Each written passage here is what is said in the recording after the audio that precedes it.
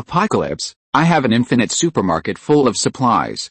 This video is purely for entertainment and does not infringe on copyrights or laws. The rights to the novel and image belong to the original author. We do not claim ownership. Don't like waiting and want to listen to this fanfic in full now? Subscribe to our Patreon, where you'll find the best fanfics. Chapter 126 Beautiful Secretary. You are stupid. Why don't you tell your sister when you are wronged? Lin Muxue has an uncle, and you have a brother-in-law. It's because I don't want to bother my brother-in-law. The aunt pulled the sister's hand and shook it. Humph. I just feel estranged from my sister. No. I love my sister the most. Okay. You are so old and still act like a spoiled child. The words were reproachful, but the tone was very doting. Sister, I have a plan. The aunt told her sister about her plan. What? You want to find a wife for Lin Muxue? The aunt's sister was shocked. Think it through. Lin Muxue has never had a woman for so many years. Everyone privately says that he is not good enough. As she spoke, she lowered her voice. It has to be good. I don't believe it. But that person may. I'm afraid you will be jealous. The aunt hesitated. What jealousy? Why would I be jealous? The aunt told her sister about her plan in detail. You mean, you want to find some women, pretend to be your brother-in-law's secretary, and then use this to get in touch with Lin Muxue? Will this work? She was not afraid of what her husband would do. Her husband was devoted to his work and never spoke. She was the one who took the initiative to pursue them when they were together. She still remembered this idiot. When a woman touched him, he jumped far away and looked disgusted. If she hadn't seen how handsome he was, she would have really given up. It will definitely work. My brother-in-law has a lot of contact with Lin Muxue. Sister, don't worry, I will definitely choose people carefully and won't let those women have any ideas about my brother-in-law. The aunt didn't dare to do it. She was really afraid that if the woman she found had ideas about her brother-in-law, she would harm her sister. Her sister was really good to her. Her sister was 8 years older than her and liked to take care of her since she was a child. Later, when their mother passed away, her sister took care of her as her daughter. It was because of her that her sister's blind dates failed several times. Because she was not yet an adult when her parents died, her sister had to support her to go to high school and college. Those men disliked her sister for spending money on her and were unwilling to marry her. Fortunately, her sister later met her current brother-in-law, and the two have always been in love. She didn't like it because of her that there were problems between her sister and brother-in-law. You know, she was really not talented in high school at that time.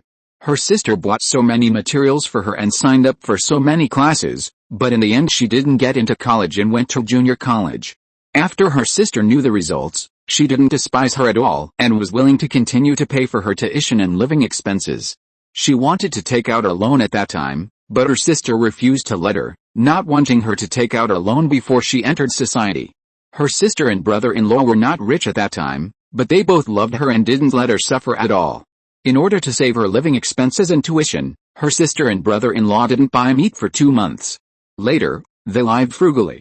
After she finished school, her brother-in-law used his connections to get her to be a chef's apprentice in a hotel, and she became a chef in that hotel the next year. After the end of the world, her sister and brother-in-law did everything they could to make her a cook who cooked for the leaders. Her sister was really good to her. The aunt's sister saw the aunt's worry and gently pinched her belly. Don't worry, your brother-in-law is a man of wood. No one can take him down except me. Don't worry, you can stay here and sleep today, and wait for your brother-in-law to come back and have a good talk with him. There were many things to do in the base, and the aunt's brother-in-law Jiang Wenhong came back very late. When he came back, he found that his wife and sister-in-law were staring at him covetously. Wife, why are you still awake so late? Fatty, you are here. Jiang Wenhong first cared about his wife, and then greeted the aunt. Are you going to stay? Then I'll stay with my son for one night. No, I have something to tell you. What's the matter? Jiang Wenhong was startled by his wife's eyes. Our Fatty was bullied. Jiang Wenhong paused. Who? Jiang Wenhong loved his wife very much? Perhaps because he loved his wife, he loved his sister-in-law, Fatty. He was 10 years older than Fatty. Because of his wife, he treated Fatty as his daughter when they had no children. So he had been running around for Fatty's work. Fatty was also sensible and rarely bothered him. She would not use his name to cause trouble. Jiang Wenhong was very angry when he heard that someone was bullying Fatty. Who? Lin Nianbei's good niece Lin Muxue. That girl always finds faults, saying this is not good and that is not good. Today she said that Fatty deliberately drugged her and was jealous of her beauty. The aunt's sister laughed in anger as she spoke. Her sister was not that kind of person. Her sister always thought that fat people were blessed and liked fat people since she was a child. She would never be jealous of Lin Muxue, a fat person. Zhang Wenhong's face darkened as he listened. I know that girl Lin Muxue. She gets into trouble every day. She either gets into trouble with this or that. I didn't expect that she would get into trouble with Fatty. He knew Fatty's cooking skills, and he ate it every day, so how could it not taste good? She even drugged her. Fatty was not that kind of person at all. You don't know how many times Lin Muxue has troubled Fatty. Aunt's sister exaggerated the grievances that Aunt had suffered these days, which directly made Zhang Wenhong furious. Okay, Lin Nianbei's niece is a treasure, and my Fatty can bully her at will, right? Seeing that her husband's anger was aroused, Aunt's sister took the opportunity to tell him the plan. But she didn't say it was Fatty's idea, but hers. Generally speaking, Zhang Wenhong would not want to do it. But now he was very angry. Fatty was his sister-in-law, his wife's most beloved sister, and his wife strongly encouraged him, so Zhang Wenhong agreed. Anyway, he just brought an extra secretary. He didn't do anything bad. Then the colleagues who worked with Zhang Wenhong found that Zhang Wenhong changed a beautiful secretary every few days. He changed one every few days, and the type was different. Everyone winked at each other, and they didn't expect that Zhang Wenhong, who had always been wooden, was also greedy for women. It was strange that Zhang Wenhong's secretary always approached Lin Nianbei. Those who didn't know would think that she was Lin Nianbei's secretary. The secretaries that Zhang Wenhong brought were all personally selected by the aunt and sister. If there was no effect after 3 or 4 days, they would be replaced. However, after more than 10 days, several people have been replaced, and there is no effect at all. Fatty, I think we are thinking wrong. Why only look for young and beautiful ones, men? Don't they all like young and beautiful ones? The aunt scratched her head, not understanding why. No, too young is not good. I'm afraid we can't win Lin Nianbei. Even if we win, it's useless if we can't beat Lin Muxue. Let's change our strategy and find some old green tea and old white lotus. The aunt's sister quickly changed her mind and began to look for some older, but gentle-looking, and scheming women. Chapter 127 Ointment Business. It's true that the aunt and the sister's idea was right. They found an old green tea, and they saw the effect in a few days. The old green tea was called Awestruck, without a surname. After she got this opportunity, she promised the aunt and the aunt's sister that it would only take 1 month to win Lin Nianbei. The aunt and the others didn't believe it at first. After all, Lin Nianbei was a wooden man with no love in his eyes. But who would have thought that Awestruck had only been a secretary for 3 days, and on the 4th day she asked for leave, and Lin Nianbei asked Zhang Wenhong about Awestruck's news. Worried about her health. When Zhang Wenhong heard Lin Nianbei's caring words, the expression on his face almost couldn't be maintained. Lin Nianbei actually cared about people other than his niece. Zhang Wenhong went back in a hurry at night and asked his wife and sister-in-law about Awestruck's background. In his opinion, Awestruck looked ordinary, just an ordinary woman. How could she hook Lin Nianbei's heart? In the end, his wife and sister-in-law didn't know either. Then you can ask when Awestruck goes to work. Lin Nianbei keeps coming to me to ask about her health. Zhang Wenhong was still a little embarrassed when he talked about this. What's the matter? In the past, he would never have believed that Lin Nianbei would actually go to him for a woman in a private matter. The worry on Lin Nianbei's face was not fake. Zhang Wenhong's wife and Pang Ye looked at each other and said, okay, they will ask Awestruck to come and ask tomorrow. Awestruck said that she was not feeling well and asked for sick leave, but in fact, it was not the case at all. She was fine. As soon as the aunt and the sister asked her, she came. 2 sisters, what do you want to talk to me about? Awestruck's face was ruddy, much better than the pale face she had a few days ago when she was hungry. Did you say you were sick? The aunt couldn't help asking first. No, I'm in good health, thanks to the 2 sisters who gave me food and work. Thank you so much. If it weren't for you, I might have starved to death. Awestruck was very grateful to them. She was not exaggerating. If they had found Awestruck a little later, Awestruck might have starved to death. She hadn't eaten for 7 or 8 days. Thanks to their willingness to give her food, she still had a chance. It's okay. You're awesome. That, We asked you to come because we were a little curious. Lin Nianbi personally came to my old Jiang to ask about you. You're curious about how I hooked Lin Nianbi, right? Xiang raised her eyebrows. The aunt and the sister looked at each other and nodded in unison. It's easy.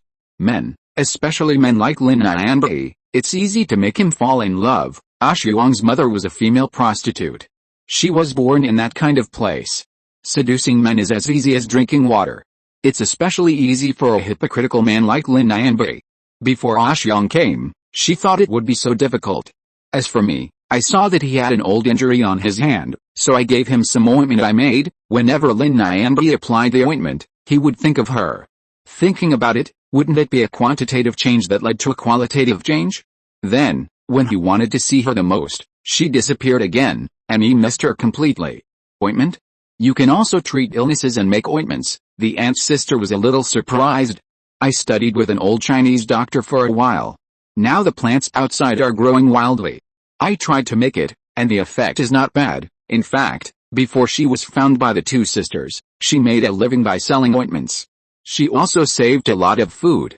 She didn't have to worry about food and drink, but the ungrateful man she adopted fell in love with an ordinary man with pockmarks on his face and wanted to give the food at home to that man. Xiang was not willing to do that. This was the food she had saved by making ointments with great effort. She was willing to share it with the ungrateful man she raised because she was kind. But she didn't like that man at first sight. Her adopted daughter was pretty, but she didn't have much brains. She planned to find a superpower for her adopted daughter. With a superpower as a husband, she would never starve to death. It turned out that her adopted daughter was really an ungrateful person. She pretended to agree on the surface, but continued to hook up with a pockmarked man behind her back. When she saw him, she knocked her out. She also took away all the food and ointment in the house. The ointment takes time to make, so she made the ointment while starving for days. Later, she was found by the two sisters and had a full meal. When she went to work as a secretary the next day, her ointment was just ready. Then she noticed the old wound on Lin Nianbi's hand and gave him the ointment thoughtfully. She made a very reasonable argument, and Lin Nianbi was indeed tortured by the wound on his hand. The wound on his hand was caused when he was young. Now when the weather is a little colder and more humid, it hurts a little. It's not so painful that it's unbearable, but it hurts when it's in this weather, which is torturous enough. He listened to Xiang's words and felt that what she said made sense. He thought she was the descendant of an old Chinese doctor, so he went back to check the ointment at night and applied it. He was unwilling to give up as long as there was a glimmer of hope. As it turned out, this green ointment was really useful. After applying it, he felt that his hands were a little more flexible. He didn't feel uncomfortable even if he soaked his hands in water for half an hour. He was very grateful to Xiang. When he applied it, he couldn't help but think of Xiang's gentle smile. Although Xiang looked ordinary, she was very efficient at work and very gentle. No matter what happened, she was always gentle.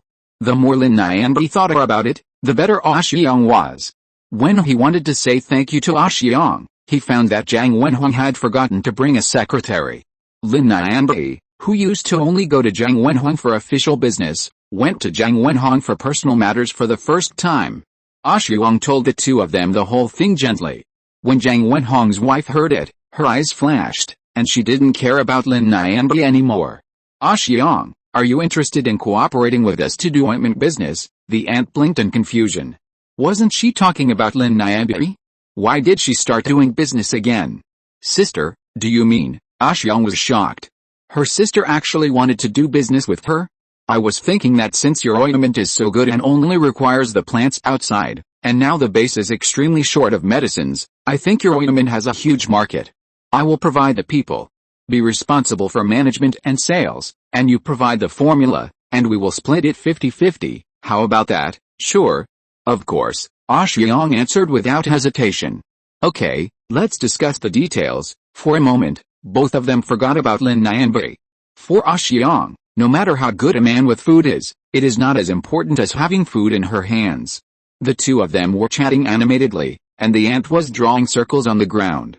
Xiang is now busy with business while busy flirting with Lin Nianbi. Both sides are progressing smoothly. The story of Xiang and Lin Nianbi also reached Lin Muxue's ears. What? An old woman is having a hot affair with my uncle. Chapter 128 Lin Muxue's Quarrel. That's right. That woman doesn't look good, but your uncle seems to like her very much. He even gave her a silk scarf yesterday. Lin Muxue's people were reporting to her carefully. Lin Muxue was about to explode when she heard the news. She thought that the auntie was just threatening casually. When she heard it that day, she went to talk to Lin Nianbi to make sure that Lin Nianbi would not find another wife. She felt relieved after she was sure. But after just a few days of feeling relieved, the auntie really found someone. She really hooked up with her uncle. Lin Muxue was furious and went straight to kill him. Everyone knew that she was Lin Nianbi's niece, and this place was not a particularly important place. Lin Muxue had come here often before, so no one stopped her along the way. Lin Muxue easily found Xiang. When she saw Xiang was mopping the floor. Her long hair was loosely tied up, and she was communicating with the people next to her with a very gentle smile on her face. When Lin Muxue saw it, she went up and grabbed Xiang's hair without thinking. "You are such a bitch, how dare you seduce my uncle?" Lin Muxue saw her face clearly, and then a trace of contempt flashed in her eyes. She thought she was so beautiful, but this is it? An ordinary old woman. She even has crow's feet. Xiang was suddenly grabbed by the hair, and was stunned for a moment, and then she immediately realized who the person was. "Miss, please let go of your hand. Is there any misunderstanding?" Xiang was in so much pain that tears fell. "No misunderstanding," Lin Muxue snorted coldly. "This is the price of seducing her uncle." Thinking that this ugly woman dared to seduce her uncle, Lin Muxue pulled harder, as if to tear Xiang's scalp off. "Miss, calm down, I really didn't seduce anyone, you are kidding. Everyone knows you." Before Lin Muxue finished her words, Lin Nianbi, who had heard the news, came. He was heartbroken when he saw this scene. He yelled directly, "Lin Muxue, what are you doing?" The first time she was yelled at by her uncle, Lin Muxue was startled and let go. Xiang took the opportunity to run to Lin Nianbi's side. "Uncle, why are you here? Uncle, are you going to stand up for her?" Lin Muxue saw Xiang hiding next to Lin Nianbi, and a trace of resentment flashed in her eyes. "This bitch, when did she run away? She was careless. What are you doing?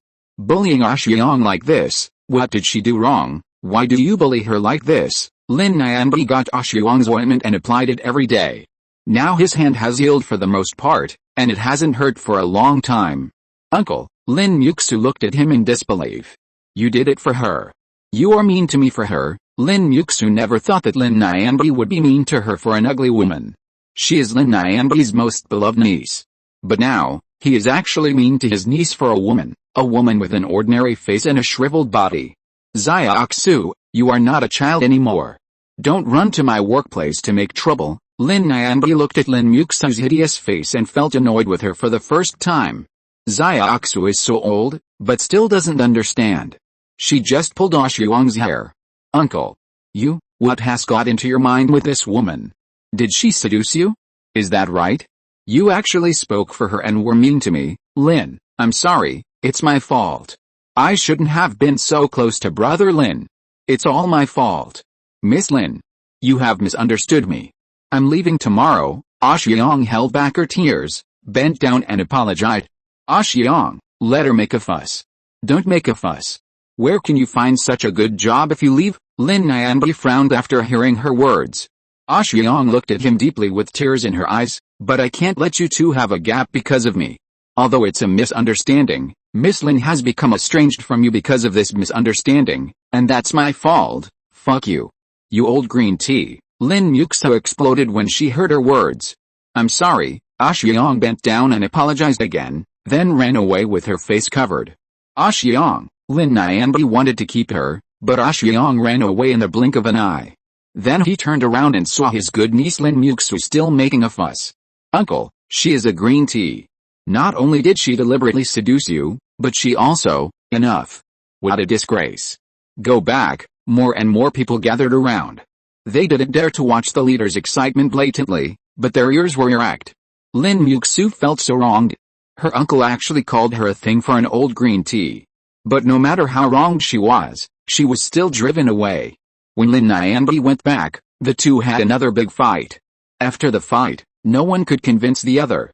When Lin Nianbi applied the medicine, he thought of Xiang's aggrieved look inside. Lin Nianbi had planned to stop Xiang when she resigned the next day. Xiang was a childless woman. If she didn't dare to do this, what else could she do? He couldn't drive Xiang away because of a few words from his niece. As a result, Lin Nianbi waited for a whole day, but did not find Xiang. When he asked Zhang Wenhong, Xiang had already left, and he did not know where she went. He only knew that Xiang did not take anything and left with a lonely face. Lin Nianbi was so anxious that he sent people everywhere to look for Xiang, but after searching for several days, he still could not find her. What was Xiang doing at this time? She was doing business with her sister. She was now teaching the workers who signed the confidentiality contract with her sister to make ointments. At this time, signing a confidentiality contract was actually useless, but her sister had a sense of ritual. After signing the contract, these workers could not go anywhere. These workers were starving to death before they were found. Now they just need to stay in one place and make some ointment to have food to eat, and they are very happy. None of them want to yearn for freedom. Freedom is something that only people with nothing to do will pursue. My sister thinks this is imprisonment, and they think this is heaven. My sister has a younger sister who is a cook, and the food she provides is so delicious. The workers ate it with a cry. Xiang hid in the factory and taught everyone how to make ointments. Xiang knew how to make many ointments, so she was not afraid of teaching her apprentices bad things and starving her master to death. For the time being, their cooperative business only produces this kind of ointment. This ointment is very powerful. In addition to being able to cure old injuries and diseases, it can also stop bleeding. It will definitely sell well. Xiang wanted to make something big before, but she didn't know any big shots. The few powerful men she knew had powerful wives at home. And they wanted to come to her from time to time to eat a few handfuls and give her some food, but she refused to give more. They also looked down on her and didn't think her crappy ointment was any good. When she said something in bed, they would feel disappointed, not to mention other times. Now it's not easy to make it big, and it's a 50-50 split. If it succeeds, she will be rich. If you're listening to this novel on a channel other than Fanfic World, it means they downloaded and uploaded it without effort. We cordially invite you to visit our channel, Mundo Fanfic Novelis. There you'll find the original version of this story and you can explore many other novels of various genres. We're waiting for you to immerse yourself in a world of incredible novels. Chapter 129 Fresh Taste. Lin Nianbi had been looking for her for a week before Xiang was accidentally seen by Lin Nianbi. Lin Nianbi had been looking for her for so long and was about to be disappointed. As a result, on the way to work, he saw Xiang sticking her head out to peek at him. When he saw Xiang, his brain didn't even react, and his feet had already chased after her. Xiang was terrified, and without the slightest hesitation, she ran away. But she couldn't run faster than Lin Nianbi, and she kept falling down while running. When Lin Nianbi caught her, she was covered in wounds. Xiang, why are you running? Lin Nianbi was not young anymore, and he was panting after running so far. Xiang looked at him with tears in her eyes, then turned her head away. Brother Lin, why did you chase me? I don't want to destroy your family. Let's not meet again in the future. I will stay away from you. After saying that, Xiang's tears fell down and landed on the back of Lin Nianbi's hand. Lin Nianbi's heart trembled, and for the first time he experienced the pain of being loved but not being loved. Xiang, what nonsense are you talking about? I don't have a wife, how can you destroy my family? That's a misunderstanding. How can you, a woman, live without that job? Come back with me. Lin Nianbi's heart ached. Xiang turned her head and looked at him deeply. Brother Lin, your niece doesn't like me. I can't go back. How can I bear to make you sad? Xiang bit her lips tightly, as if she wanted to bury her feelings for Lin Nianbi deep in her heart. Xiang, Lin Nianbi was anxious. Xiaoqin was spoiled by me, but she didn't mean any harm. I will explain it to her. Xiang gently pushed him, wiped the tears from her face with the back of her hand, and looked at him with red eyes from crying. Brother Lin, please stop talking.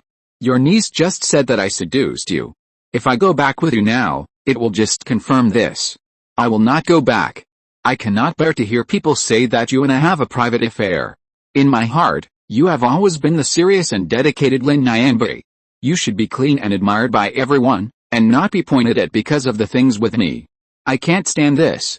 Do you understand? Xiang tried to hold back the surging tears and said with sobs. Xiang, you, brother Lin, don't come to me again, Xiang said, and pushed him again, and ran away before he could react. When Lin Yanbi went back, his face was gloomy. His men saw it and didn't dare to breathe. Since Xiang appeared again, Lin Yanbi couldn't let her run away again. He found a few men and asked them to investigate Xiang's affairs. It didn't take long for them to find out where Xiang lived now. When Lin Yanbi saw the address, his hands trembled a little. Xiang actually lived not far from his home. Lin Yanbi is the leader of the base, so of course he has a particular place to live. There is no one else in that area except the leader and a few important scientific researchers. There are also many guards in that area, so outsiders can't easily get in. Xiang lives in a small shabby house on the outskirts. I heard that Xiang moved there a week ago, and she didn't bring anything with her when she moved there. People around said that after Xiang moved in, she went out at a fixed time every day, and she was in a daze when she came back. The person Lin Yanbi sent to inquire about the news was reporting the news he had inquired about. The rest were watching, and he would come back to report as soon as he found out. After Lin Yanbi heard what he said, a trace of regret and self-blame flashed across his face. Xiang actually secretly watched him go to work every day, and he didn't notice it at all. She was alone, without anything, and moved to such a messy place to live. Wasn't she afraid of danger? Lin Yanbi clenched his hands. Keep an eye on her, don't let her run away again. Lin Yanbi decided to go find Xiang after he was done. Xiang, who was being watched by several superpowers, lay at home doing nothing. She turned over and sighed. When will the damn Lin Yanbi come? Can't he come earlier? Just work, work, work. If he comes earlier, she can fool him earlier so that she can make her ointment. Before, Xiang was very happy to hook up with Lin Yanbi. Lin Yanbi has no wife or children, and is a lonely man. In addition to having a niece, if she hooks up with him, she will have a good life in the future. But later, after Xiang started to cooperate with her sister to make ointment, she was not so happy to hook up with Lin Yanbi. Although she is good at hooking up with men, she used to rely on men to live, but that was not the only way. If she can rely on herself, she would still prefer to rely on herself.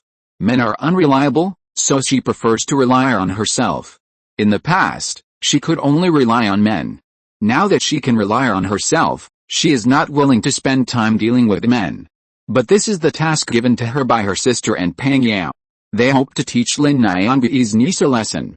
The sisters saved her before because of this, and she can't give up halfway. But what a waste of time. How much ointment could she have made in this time? Xiang thought about her ointment, turning over and over.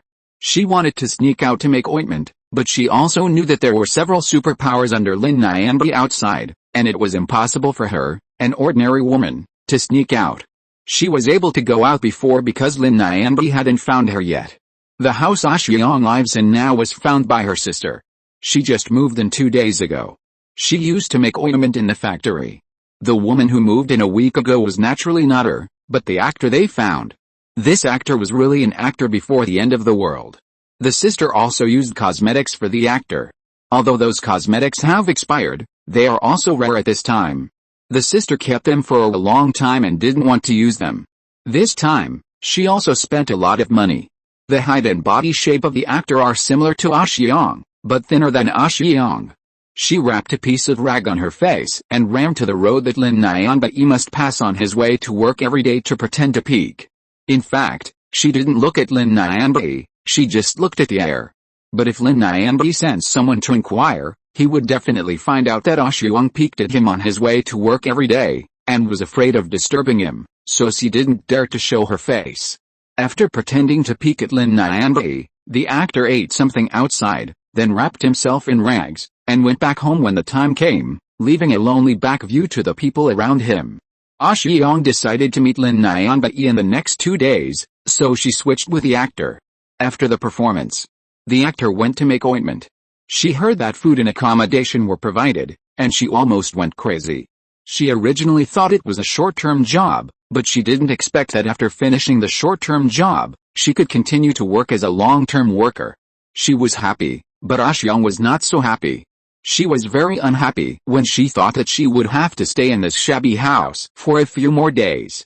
It's not that she disliked the shabby house, She just missed the fresh smell of the ointment. Chapter 130 Only Xiang. Oddly enough, the smell of the plants used to make ointments is actually very strange, and some are very smelly, but when mixed together and made into ointments, it smells very good. Xiang is used to falling asleep with the fresh smell of ointments. Suddenly she slept in this small shabby house, and she was still a little unable to sleep. But it was better this way. If she couldn't sleep, she would have dark circles under her eyes. When Lin Muxue saw it, he would probably think that she was thinking about him and would be heartbroken. She felt that the speed could be faster. Xiang yawned. Her mind was full of her ointment. All she thought about was how to make the ointment and how much food she could earn after selling the ointment. Where would she hide the food after she earned so much food? The world is too dangerous now, with floods and heavy rains all the time, and she was afraid that her food would be drowned. As she thought about it, Xiang felt more sleepy and fell asleep without noticing. When she woke up again, she heard a knock on the door. Lin Muxue came and stood outside knocking on the door. Xiang was a light sleeper, and she woke up almost at the first knock. After waking up, Xiang rubbed her eyes vigorously without thinking, and then shed a few more tears. She wiped them away with her hands, but you could still tell how much she had cried. Then she ruffled her hair a little and bit her lips hard, leaving a mark. While Xiang was doing all this, Lin Muxue was still knocking on the door carefully outside. He knocked and called Xiang's name. After doing all this, Xiang walked to the door and pressed her back against it. She choked and said, "Brother Lin, don't come to me again. Go away, Xiang." Xiang, open the door." Although Lin Muxue couldn't see it, Xiang acted out the whole thing, shaking her head in the room, tears flying everywhere. "Brother Lin, I beg you. I can't delay you. Go back and don't come to me again, Xiang, I beg you." Xiang's voice was like crying blood. Lin Muxue paused outside the house. Okay, I'm leaving. Take care and don't do anything stupid." After saying that, Lin Muxue waved to his men, signaling them to hide first. He also pretended to leave, took a few steps hard, but actually hid. Just as Lin Muxue hid, the door creaked open a crack. Xiang looked out through the crack, then tentatively opened the crack a little wider and stuck her head out. Seeing that there were really no people, Xiang took a few of her clothes and prepared to leave. It seemed that she was going to move to another place. Lin Muxue's eyes condensed, and he moved his hands, signaling the people hiding in the dark to go up and grab Xiang. The next second, the closest superpower who was hiding rushed out and grabbed Xiang, who was about to leave. "Let me go." Xiang struggled hard, and soon she saw the shadow falling on her. Looking up, it was Lin Muxue. "Xiang, come with me." "No." Xiang's struggle became weaker and weaker, and her tears fell more and more. She looked at Lin Muxue with tears in her eyes. "Brother Lin, I can't make things difficult for you." The look Xiang gave him contained too much, and Lin Muxue was almost burned by her eyes. "Xiang, come back with me." Lin Muxue calmed down. Xiang wanted to shake her head to refuse, but the next second, her neck hurt and she fainted. Lin Muxue was old, but he still liked to force sex. This was Xiang's last thought when she fainted. When Xiang woke up again, she was lying on Lin Muxue's bed. "It's quite soft. I haven't slept on such a soft bed for a long time. The last time was when she was with an old man with food." Xiang pressed the bed. Lin Muxue was not far away from her, with his back to her, as if he was handling some official business. Xiang's eyes rolled, and the next second, she rolled off the bed, curled up into a ball, far away from the bed. Lin Muxue, who had his back to her, heard the noise and immediately turned his head, then saw Xiang beside the bed. His eyes narrowed, and the next second he ran over and supported Xiang. However, Xiang's lips lost their color, her whole face was pale, her hands and feet were curled up. Lin Muxue went to help her, but was pushed away by her. "Don't come over, don't come over. I don't want to go to the bed, I'm so dirty. I don't deserve it." As she spoke, Xiang held her head with both hands, tears falling, like a frightened bird. "Xiang, what's wrong with you?" "I'm sorry, I was too anxious, I was afraid that you would leave and I couldn't find you." Lin Muxue frowned, and wanted to hug her again and take her to the bed. The floor was so dirty, how could he let her sit on the floor? Being hugged by him, Xiang was even more scared. Tears were streaming down her face, and she looked at him with red eyes. "Please. I don't want to go to bed, I'm so dirty, I don't deserve it. Xiang, what are you talking about? Don't cry, you can tell me if you have anything to say. Lin Yanbi looked at her crying, his heart was in turmoil, and it hurt. What are you afraid of? It's not dirty, tell me what you are afraid of. Seeing that she was struggling hard, Lin Yanbi didn't dare to drag her up forcefully. Xiang paused, and her tears flowed even more fiercely. I'm dirty, I don't deserve to go to your bed. Xiang was a smart woman. She knew that Lin Yanbi's people were not vegetarians, and Lin Yanbi's niece Lin Muxue was even more not vegetarians. If she hooked up with Lin Yanbi liked her and might not investigate so deeply, but Lin Muxue hated her to death. But she had to investigate her hard.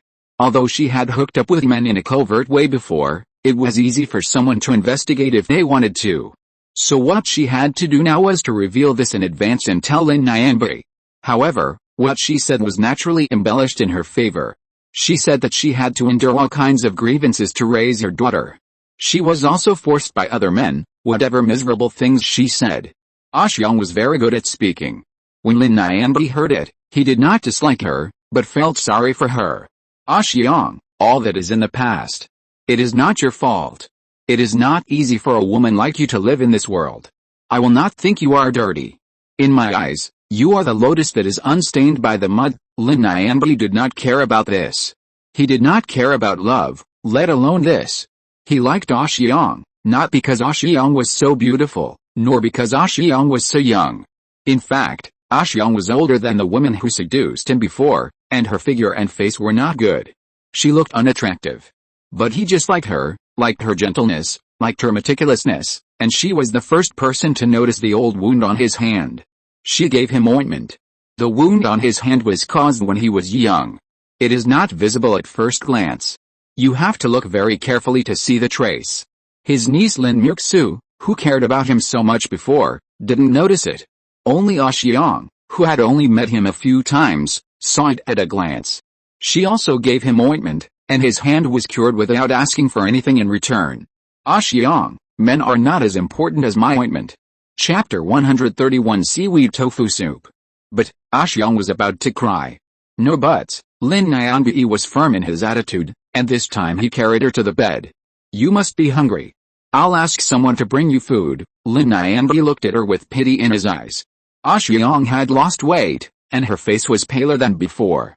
No, she had never been fat, and her face was always this pale. She was obviously not living well, but she always treated others with the kindest side. How could he not pity such an Xiang? How could he bear to despise her? When Lin Yanbi went out to get food, Xiang touched the soft bed and thought it was a good bed. When she made money from selling ointments, she would sleep on it. Xiang used to save money, just for her ungrateful adopted daughter. She earned so much food, but she was reluctant to enjoy it, for fear that her adopted daughter would not have enough to eat, but in the end, Xiang decided to be a person who knows how to enjoy life in the future. Use whatever you have, and never save again. Who knows which will come first, tomorrow or an accident? If she doesn't seize the time to enjoy, how can she use the things she saved when she dies? A few minutes after Lin Yanbi went out, he brought back several sumptuous dishes. Spicy diced chicken, braised spare ribs, braised pork, teriyaki braised chicken, stir-fried vegetables, and a seaweed tofu soup. Xiang looked at the sumptuous dishes and cursed in her heart. It was really enjoyable. As a leader, Zhang Wenhong's family stewed the meat of mutant animals and some mutant vegetables for dinner. Lin Yanbi's table was full of non-mutated animals. They must have colluded with a plantation and the breeding farm. Come, Xiang, eat, Lin Yanbi called Xiang. Xiang didn't plan to eat at first, and planned to pretend to be weak so that Lin Yanbi would pity her more. But now when she saw this table, her saliva was secreted like crazy. Eat, must eat. It has been several years since she had eaten such a sumptuous meal. No matter how greedy Xiang was, she knew how to act. She walked off the bed hesitantly, and when she sat down, she didn't dare to sit in the whole seat, and sat on the edge. Seeing this, Lin Yanbi felt even more pity for her. He stretched out his hand and pushed, then pressed, so that Xiang sat on it completely. He served her rice, grabbed the chopsticks, and stuffed a bowl and chopsticks into Xiang's hands. Xiang looked at the meat, and thinking about the taste of it in her mouth, She was so greedy that she wanted to cry. But she still had to continue pretending. Xiang secretly glanced at Lin Nianbi, tentatively stretched out her chopsticks, picked up a chopstick of vegetables, and then ate the vegetables. She cried in her heart while eating, sob. I want to eat meat so much. Lin Nianbi had better be sensible to her and put the meat in her bowl quickly, otherwise she would be full. Her stomach is for meat. Lin Nianbi did not disappoint Xiang's expectations. He saw that she picked up a vegetable and continued to eat rice, and felt even more pity for her. Then he moved his chopsticks and picked up vegetables for Xiang. Xiang was stunned when she saw the food on the bowl. She looked straight at Lin Nianbi. Seeing her silly look, Lin Nianbi laughed in his heart. He picked up the food with one hand and couldn't help touching Xiang's head with the other hand. Xiang almost couldn't pretend anymore. Damn, she was so greasy. I didn't expect that Lin Nianbi was still so greasy at his age. However, after all, she was eating this bowl of rice, so Xiang still had a strong professional ethics. After all, she didn't vomit, and her expression on her face was still so perfect. During the time when Xiang was stunned, Lin Nianbi felt something was wrong after touching her head, so he withdrew his hand, and then tried his best to pick up food for Xiang. After a while, Xiang's bowl was piled up with food into a small mountain, all meat. Xiang looked at Lin Nianbi with a touching face. Lin Nianbi felt very happy when his woman looked at him with such eyes. Eat quickly, otherwise it will be cold and not delicious. Xiang looked at him, tears accumulated in her eyes, and then nodded vigorously. She lowered her head and began to eat the heavy love given by Lin Nianbi. Damn it! It's damn delicious. Chickens and pigs that haven't mutated are really delicious.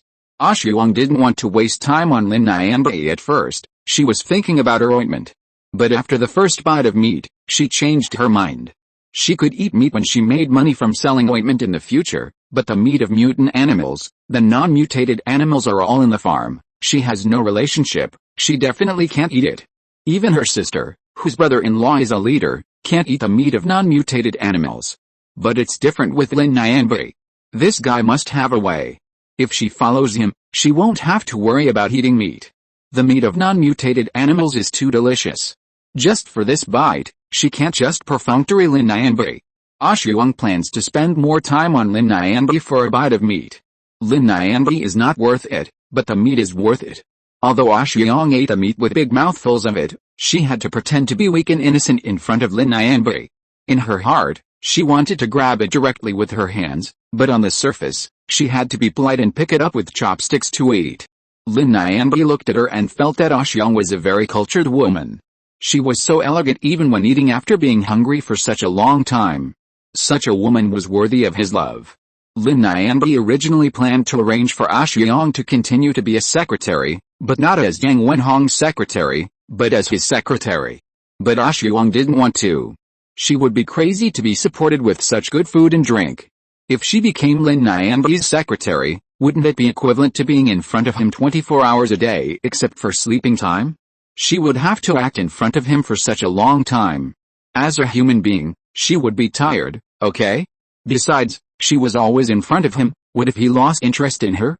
She had to maintain a sense of mystery in front of him, otherwise she was worried that Lin Nianbi would soon lose interest in her. This was not good. Xiang was a smart woman. She knew how to make men like her more. So she refused, and she refused very skillfully. No, if I become your secretary, what will others say about you? If Xiaoqin finds out, she will make a scene again and it will embarrass you. I can't bear to embarrass you. Besides, I just told Jiang Wenhong that I would not go to work anymore, and now I am your secretary. How will he look at you?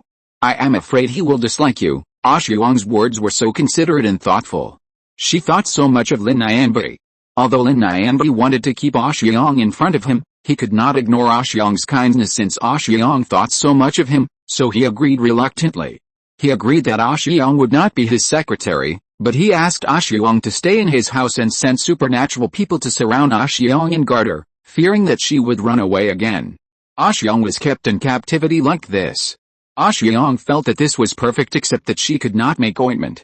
Lin Nianbi was afraid that she would be bored, so he got her a bunch of toys and found her a ball of wool for her to knit and play. There were also snacks. These snacks were bought by Lin Nianbi's men at Galaxy Supermarket. Chapter 132 Lin Muxue's visit. But Xu didn't know, and thought that Lin Nianbi had stored expired food in a warehouse. She also admired it, and felt that Lin Nianbi was capable again. 10 years after the end of the world, there were still snacks. When Xu was eating, she looked at the date and was surprised to find that these snacks had nothing but the name and ingredient list, such as production site, production date, and shelf life. But Xu didn't care after looking at it. It was good to have snacks to eat. It didn't matter whether it was expired or not, and it didn't matter whether it was expired or not. She thought it through now. If people want to live happily, they can't have too many entanglements. Xu happily eats snacks and plays with toys. Carefree. But every time Lin Nianbi comes back, he will only see her knitting sweaters and scarves for him gently. Xu profile is not good looking, but the eyes of a lover are beautiful. When Lin Nianbi sees it, he thinks Xu is very gentle, like a good wife and a good mother. He feels very comfortable when he comes back from a tiring day to see this scene. Very relaxed, full of heart. Xu gave him the feeling of home. So, this is the feeling of being loved. So happy. Xu was also very happy. She was happy all day long. She could get some meat and snacks by pretending to be someone else. Such days were so happy. However, Xu happy days did not last long. Lin Muxue, who got the news, came to kill her. There were many people outside Lin Nianbi's house protecting Xu. They knew that Xu was now Lin Nianbi's beloved. They had to ensure Xu's safety and prevent her from escaping. Xu was important, but Lin Muxue was equally important in Lin Nianbi's heart. Those who followed Lin Nianbi knew that Lin Nianbi treated Lin Muxue as if she were his eyeball. So when Lin Muxue came to kill her, a superpower tried to stop her. Get lost, who do you think you are? Lin Muxue cursed angrily, and the superpower who tried to stop her did not dare to stop her. Lin Muxue went in smoothly. Some superpowers saw that something was wrong and hurried to find Lin Nianbi. Lin Muxue brought a few people with her, but she did not let them in. Instead, she went in alone. When she heard that Xu, the vixen, was back again and was being kept at home by her uncle, she was almost mad. She came here today to cause trouble for this vixen. Those people outside were all given to her by her uncle. They seemed to be on her side, but in fact, they were all her uncle's people. She knew that her uncle liked this vixen very much now. She wanted to teach this vixen a lesson, but of course she couldn't let her uncle's people see it. Xu, right? Didn't I tell you not to seduce my uncle again? Why don't you listen? Xu thought it was Lin Nianbi who came back at first. She was eating snacks just now. When she heard the noise, she hid the snacks as quickly as possible, wiped her mouth, picked up the wool and pretended to knit a sweater. She was ready to face Lin Nianbi with the best attitude and let Lin Nianbi feel the taste of home. But, it turned out to be Lin Muxue who came to cause trouble.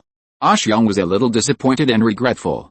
She hid the snacks too quickly just now and accidentally spilled some of the snacks. It hurts so much. Facing Lin Muxue, Xu still looked gentle and tender. But she turned her eyes and saw that no one came in except Lin Muxue. She was relieved. She had disliked Lin Muxue for a long time. She dared to bully Panya. Let's see if she won't teach this girl a lesson on behalf of Panya this time. I'm sorry. But I really didn't seduce Brother Lin, and I also planned to stay away. It was Brother Lin who didn't want to. As Xu spoke, a trace of shyness flashed across her face. Fuck you, why are you pretending? You old white lotus. Lin Muxue looked at the shyness flashing across Xu's ordinary face, and felt her eyes were burned. This old woman, who is so ugly, still has the nerve to seduce her uncle. If Xu looked a little prettier, Lin Muxue would not be so angry. She felt that her uncle was blind. Xu looked so ordinary, how could he like her? I'm sorry, Xu sobbed and apologized again. To your mother, you want to hear this, right? How is it? Do you like it? Do you want to hear it again? If you want, I'll continue. Xu didn't want to pretend anymore. Now there were only two people in the room, and she was not afraid of her disguise being exposed. You are pretending. I'm going to tell my uncle. Lin Muxue was shaking with anger when she heard her arrogant words. Well, this woman finally couldn't pretend anymore. She knew that this vixen was pretending. Where did so many little white flowers come from? It's the end of the world, and they are all fucking old white lotuses. Go, See who Lin Nianbi believes? Should he believe you, who doesn't like me in the first place and threatens to beat my niece, or his sweetheart? Xiang deliberately dragged out the last 3 words. You dead White Lotus. I gave you face. I'll see today whether I can beat you to death. Lin Muxue no longer hesitated and rushed up to hide her. Xiang was not polite either. She ate so well every day now, and she was not as weak as before, so she was not nervous in a fight. When Lin Muxue fights, the first thing she does is pull her hair. Xiang doesn't do that. She fights in a very insidious way. She knows that Lin Muxue is Lin Nianbi's niece, who she has raised since she was a child. If she hides Lin Muxue and hurts her, Lin Nianbi will definitely feel uncomfortable when he sees Lin Muxue's injuries. She can't plant a thorn in Lin Nianbi's heart. But she can't stand there and take a beating for nothing. So Xiang always kicks her in the crotch when they fight. She specifically hits Lin Muxue in places that she can't let others see. If Lin Muxue is shameless enough to dare to show these 2 places to Lin Nianbi, then she will admit defeat. Lin Muxue felt that she was about to be scratched to pieces by Xiang. This crazy woman. Lin Muxue felt very painful. 2 places on her body hurt. She even suspected that these 2 places were not her body. She felt pain, but she didn't want to let Xiang go, so she grabbed Xiang's hair and slapped her twice. Xiang's face had several slap marks, but Xiang was very excited, kicking her crotch and grabbing her chest, and Lin Muxue couldn't stop it no matter how hard she tried. Xiang doesn't defend herself when she fights. Fighting is just like that. You can't defend yourself. When she fights without regard for her life. She is not afraid of pain when fighting. Lin Muxue also hid her head. She found that she couldn't dodge no matter how hard she tried. Xiang grabbed her 2 places and hid her hard. She had never suffered such grievances in her life. For a moment, her eyes turned red with anger, and she fought without regard for her life. Xiang's hair was pulled out by her, and her face was hit by her several times. The exposed skin on her body was covered with scratches. She must beat this vixen, Old White Lotus, and Old Green Tea to death today. Lin Muxue was furious and fought without regard for her life, and gradually gained the upper hand. Xiang seemed to be unable to fight anymore. She didn't fight back and was beaten into a ball by Lin Muxue. Lin Muxue saw her curled up on the ground and kicked her several times without courtesy. Chapter 133 Old Green Tea. This is what Lin Nianbi saw when he rushed in. Lin Nianbi's eyes widened. Xiang was curled up, but when she heard his voice, she raised her head with difficulty, and the corners of her mouth moved, as if she wanted to give him a comforting smile. The next second, a trace of bright red flowed from the corners of her mouth. Xiang, Lin Nianbi felt like he was torn in half. The person who was still alive and kicking this morning has become like this now. And all this is because of his good niece. Lin Muxue was kicking hard. She didn't expect Lin Nianbi to come so soon, and the scene of her kicking Xiang just happened to be seen by Lin Nianbi. She remembered that Xiang had fought with her vigorously before, but later she became weaker and weaker. She thought Xiang couldn't beat her. But Xiang was obviously very good at fighting before, and she only hit her private parts. But later. You did it on purpose. Lin Muxue gritted her teeth and looked at Xiang lying on the ground. Xiang looked at her weakly and shook her head, but she clearly saw the subtle mockery at the corner of Xiang's mouth. Lin Muxue's eyes turned red, and she kicked again in anger. Lin Muxue, you actually dared to hit Xiang in front of me. Lin Nianbi didn't expect Lin Muxue to be so bold. He was already here, and Lin Muxue actually dared to hit Xiang. She was so rude in front of him, so what about in private? What about just now? When he was not here just now, he didn't dare to think about how Lin Muxue hit Xiang. Lin Nianbi went up, pushed Lin Muxue away, and helped Xiang up. I'm fine. Cough cough. Xiang put her hand on his arm weakly and helplessly. Before she finished speaking, she coughed up some blood. Xiang, I hope you won't be so sensible. Lin Nianbi looked painful. I'm really fine. Don't let me hurt the feelings between you two. Cough cough cough. Xiang started coughing again before she finished speaking. Why are you pretending, you dead White Lotus? Didn't you hit me hard just now? Uncle, don't be fooled by her. Lin Muxue was so angry when she saw Xiang lying softly in her uncle's arms. This damn old green tea. Old White Lotus. It was obviously intentional. Is uncle blind? Lin Muxue. I am your uncle and she is your aunt. How can you beat your aunt? Did I spoil you, aunt? Goddamn aunt. She doesn't have such a green tea, aunt. Why does this old green tea have the right? She doesn't want it. She doesn't want this old green tea to be her aunt. Uncle is hers. Lin Muxue will not allow anyone to take away Lin Nianbi's love. She has seen clearly that this old green tea has not been officially with her uncle, but he has framed her. If she really is with her uncle, she will be killed. Lin Muxue firmly disagrees with this old green tea being with her uncle. Uncle, are you blind? She hit me too. Lin Muxue felt very aggrieved. She did hate this old green tea, but this old green tea also hit her, and it hurt her to death. She didn't need to see to know that it must be green. Lin Muxue thought that if she said this, Lin Nianbi would feel sorry for her and would not be completely blinded by Oxiang. But she forgot that Oxiang hit her, specifically hitting her chest and kicking her crotch. But her exposed skin and face were clean, without any traces.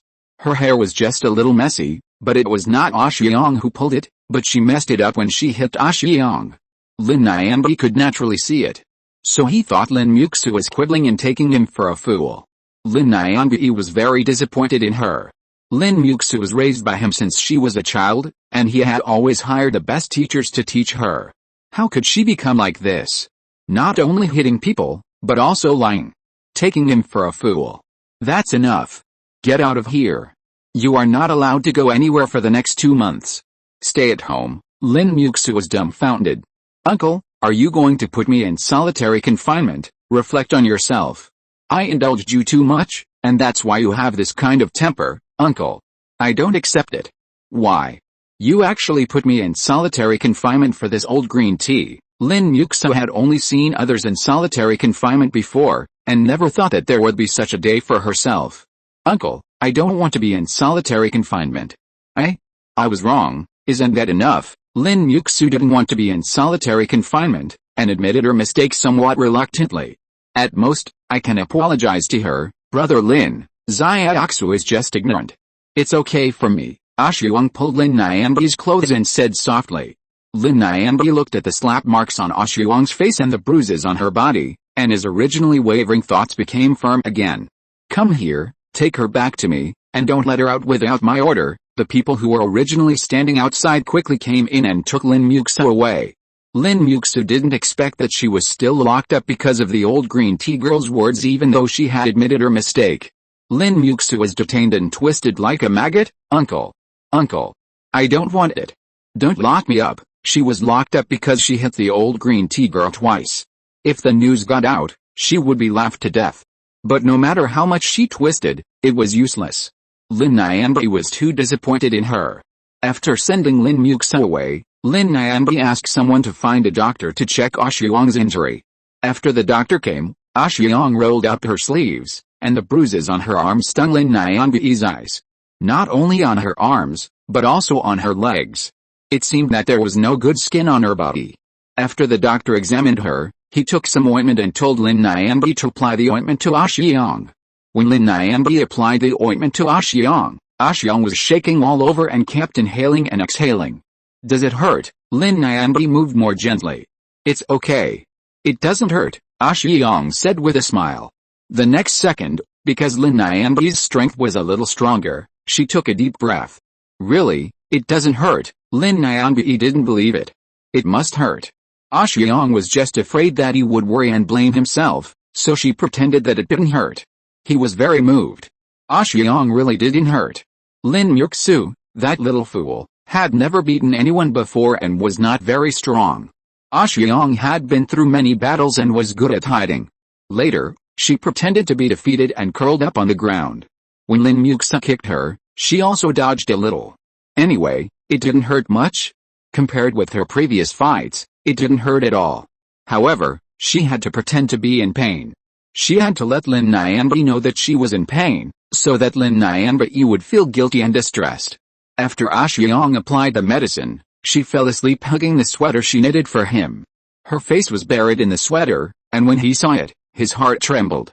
Lin Nianbi suddenly felt a little irritable. He walked outside and smoked a cigarette. The cigarette was good, expired, but there was nothing to pick. After smoking 2 cigarettes, Lin Nianbi felt much better, but when he thought of Lin Muxue, He felt irritable again and smoked 2 more cigarettes. After smoking so many cigarettes, Lin Yanbi didn't dare to go in, for fear of waking Xiang. He could only make do with a subordinate's room for the night. Chapter 134 Xiaoqin and Audi.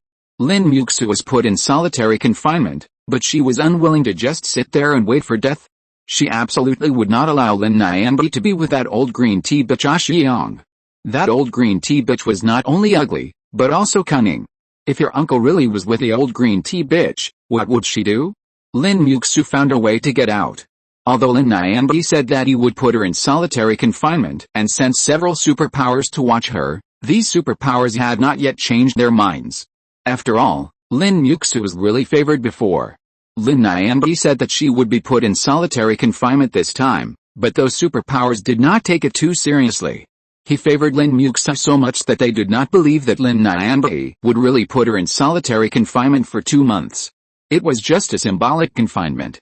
So when they watched, they did not watch too strictly. When Lin Muxue wanted to go out, they just stopped her twice. The 3rd time, they turned a blind eye. Lin Muxue escaped easily. After escaping, Lin Muxue hated Xiang so much that her teeth itched. She put Su Yinhe's affairs in 2nd place. She wanted to kill Xiang first. Xiang was now living in Lin Yanbi's house. This time, Lin Muxue didn't dare to go to Lin Yanbi's house without thinking like before. She was afraid of being seen by Lin Yanbi again. She was in solitary confinement now. If Lin Yanbi saw her, he would definitely be even angrier. When she saw that she was watching more strictly, she wouldn't be able to get out. If she didn't kill Xiang and she couldn't get out, she would really vomit to death. Knowing yourself and your enemy will ensure victory in every battle. Lin Muxue decided to find out about Xiang first. Xiang couldn't just appear out of thin air. She first found out about Xiang and saw if she could use Xiang's past to kill her. It would be best if Xiang didn't have any handle in her hands. If so, she wouldn't be called Lin Muxue if she didn't kill Xiang. This was the first time that Lin Muxue felt so aggrieved. The last time she felt so aggrieved was because of Su Yinhe. But she could get over the aggrieved feeling Su Yinhe gave her. She just wanted to kill Xiang because of the aggrieved feeling Xiang gave her. In order to investigate Xiang's affairs, Lin Muxue also spent a lot of money. All kinds of supplies were moved out. 1/3 of her supplies were moved away. With a large sum of money, Xiang was investigated thoroughly. Not only did they find out that Xiang had been with several men before, but they also found Xiang's adopted daughter and the man who instigated her to leave. Xiaoqin was Xiang's adopted daughter. She used to do some work, but it was difficult for her to support herself with the work she did. She relied on Xiang to survive. Later, for the sake of her love, she took away all of Xiang's supplies and ran away with her love. As a result, she found that she could not survive with only love. She could not earn food and drink, her love, her pockmarks. No, Audi could not earn food and drink either. Audi was the kind of man who lived off others. If he had the ability to earn food by himself, he would not have run away with Xiaoqin. Xiaoqin and Audi took Xiang's supplies and ran away. At first, they were very cool. They didn't have to work by themselves, and they had so many supplies. They were very cool for a while. And the supplies were eaten up. Then they realized the seriousness of the matter. They were 2 lazy dogs who couldn't even support themselves. Audi was thick-skinned and had relied on deceiving young girls to get enough food before, but young girls in the end of the world were not so easy to deceive. Young girls in the end of the world who were capable looked down on him. Audi had pockmarks on his face and was ugly, and only Xiaoqin, a love-brained lover, could see beauty in his eyes. Those who were incapable looked down on him even more, as they longed for strong superpowers, not men like Audi who lived on money. In addition to hooking up with young girls, Audi used his body to sleep with some aunties who had a little more supplies. He managed to get by like this. Later, when he met Xiaoqin, a love-brained woman, he devoted himself to conquering Xiaoqin. Xiaoqin was younger than those aunties and easier to deceive. She wouldn't be as stingy as those aunties. He didn't have to do anything, and Xiaoqin was willing to save money to support him. If Xiaoqi's adoptive mother, Xiang, hadn't been so smart and had always opposed them being together, it would have been better. Xiang might have made money, and she could feed 3 people by herself, and still have some left over, but she was too shrewd, and had always opposed their love. Adi was reluctant to let her go, but Xiang opposed it too much, and even wanted to lock up Xiaoqiu and find someone to break Adi's third leg. He didn't want to break it, because it was his livelihood. Adi had no choice but to brainwash Xiaoqiu, and the two of them teamed up to rob Xiang of her surplus food. Then they ran away. But Adi really couldn't bear to leave Xiang, his mother-in-law. He actually wanted to be with his mother-in-law more than Xiaoqiu. But there was no way, his mother-in-law was too shrewd. She was not as easy to fool as Xiaoqiu. If the two of them left Xiang, they would have nothing to eat or drink, and would be destitute. The two of them had a hard time living, and Adi was even thinking about finding another aunt. At this time, they heard someone asking about Xiang. They thought Xiang had hooked up with some rich man again. They ran over happily. The person who followed Lin Muxue to inquire about the news came back. After Lin Muxue knew their identities, she saw them holding their bellies, curled her lips and smiled, and ordered people to bring them a lot of food. After Xiaoqiu and Adi wolfed down the food, they sold out Xiang like pouring beans. They saw the disgust that Lin Muxue showed towards Xiang. These two bastards, without thinking, exaggerated and slandered Xiang to the same extent as Lin Muxue wanted. Was Xiang really so cheap before? She was with several men. Lin Muxue listened to their words and became interested. That's right. She is a slut. She doesn't care about anything just for some food. There was a man whose belly was bigger than that of an 8-month pregnant woman, and she praised him as a prime minister. Xiaoqiu is the one who sold out the most. Really? Lin Muxue smiled while covering her mouth. Why would I lie to you? What we said is true. There was also a bald man. She said that he was extremely smart and he treated him like a dog. Xiaoqiu felt a little guilty at first. She also knew that if Xiang was alone, she didn't need to live like this. Xiang was supporting her. But after Lin Muxue was happy to hear that and brought them 10 big steamed buns, Xiaoqiu's guilty feeling disappeared. No matter how hard Xiang worked before, could she earn steamed buns for her? Look at this steamed bun, how big and fluffy it is, snow white, and exudes the fragrance of wheat. Just for these 10 big steamed buns, she thought Xiang would forgive her. After all, Xiang once spread her legs for a few cakes to let people see. Xiaoqiu became more and more excited. In her mouth, Xiang was an undisciplined, extremely man-starved woman. She was cheap and shameless. Lin Muxue was very satisfied. As she expected, this old green tea was not clean. Now, she had the handle of this old green tea in her hands. She'll kill this old green tea. As the most important witness, Lin Muxue took good care of Xiaoqiu and Adi. After all, these two would feel very well fed with just 2 steamed buns. It didn't cost much to keep them. Chapter 135 Don't Care. Lin Muxue's confinement is as good as no confinement.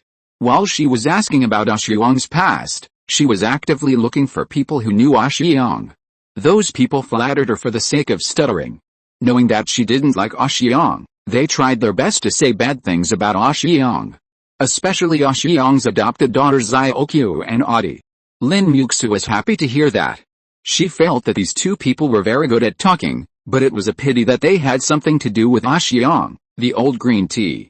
Otherwise, she would keep them as followers. Lin Muxue had found almost all the witnesses. After a few days, she specially chose the days when Xiang and Lin Nianbi were both here to come to the door. Now, she tore off Xiang's true face to show her uncle. She wanted to see if Xiang, the old green tea, could continue to be favored by her uncle after her uncle knew that she had so many men. Lin Muxue was happy when she thought of the scene where her uncle knew that Xiang had so many men and kicked her away. Doesn't Xiang like men? After her uncle kicked her out, she would send Xiang to the place with the most men. This old bitch must look ugly when she cries. The corners of Lin Muxue's mouth curled up more and more, and finally she laughed nervously. Xiaoqiu and Adi were a little scared when they looked at her, but they were not scared anymore when they thought of the food in Lin Muxue's hand. This Lin Muxue was really kind-hearted. She gave them so many white steamed buns just for saying a few words. They had never eaten such good white steamed buns. Xiaoqiu and Odi knew what they were going to do this time. But they didn't care. They only cared about what Lin Muxue promised them. As long as they were willing to testify about what Xiang had done before, she would give them 20 steamed buns each. Just a few words, and they could get 40 steamed buns.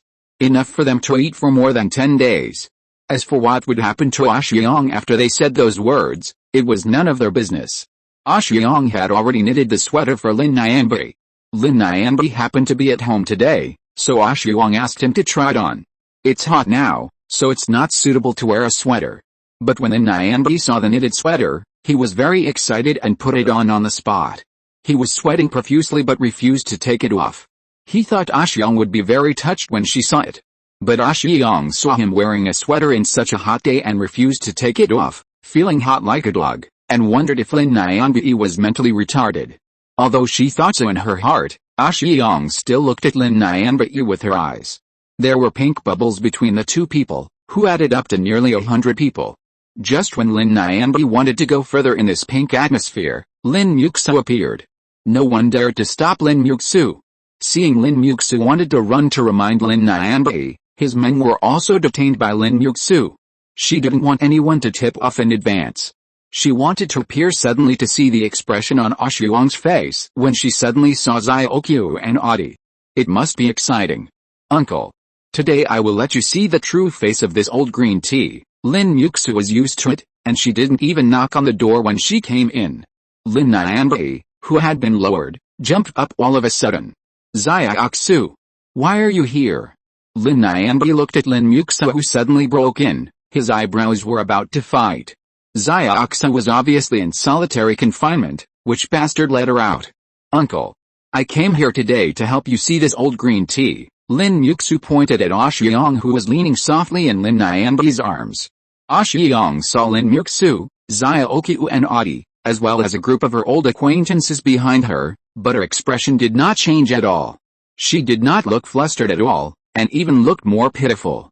This old green tea must be bluffing. Wait for her to tear off the old green tea's disguise. Lin Muxue was confident. Xiang looked at Lin Muxue who was holding her head high, and cursed her in her heart. Idiot. She felt that Lin Nianbi and Lin Muxue were both stupid. Lin Nianbi was better, but Lin Muxue was really stupid and hopeless. If you want to plot against her, just plot against her. Why do you have to be so obvious? It was as if she was afraid that others would not know that she was here to make trouble. Jiaoqin, go back. Don't make trouble again. Lin Nianbi looked at her, his brows furrowed so much that they could kill a fly. Jiaoqin was getting more and more outrageous. He put her in solitary confinement, but she didn't take it seriously at all and just ran out in a swagger. Uncle, I'm not making trouble. I'm here to expose the true face of this woman. Auntie, identify who this is. Doesn't he look familiar? Lin Muxue pushed the two people standing behind her out directly. Mom.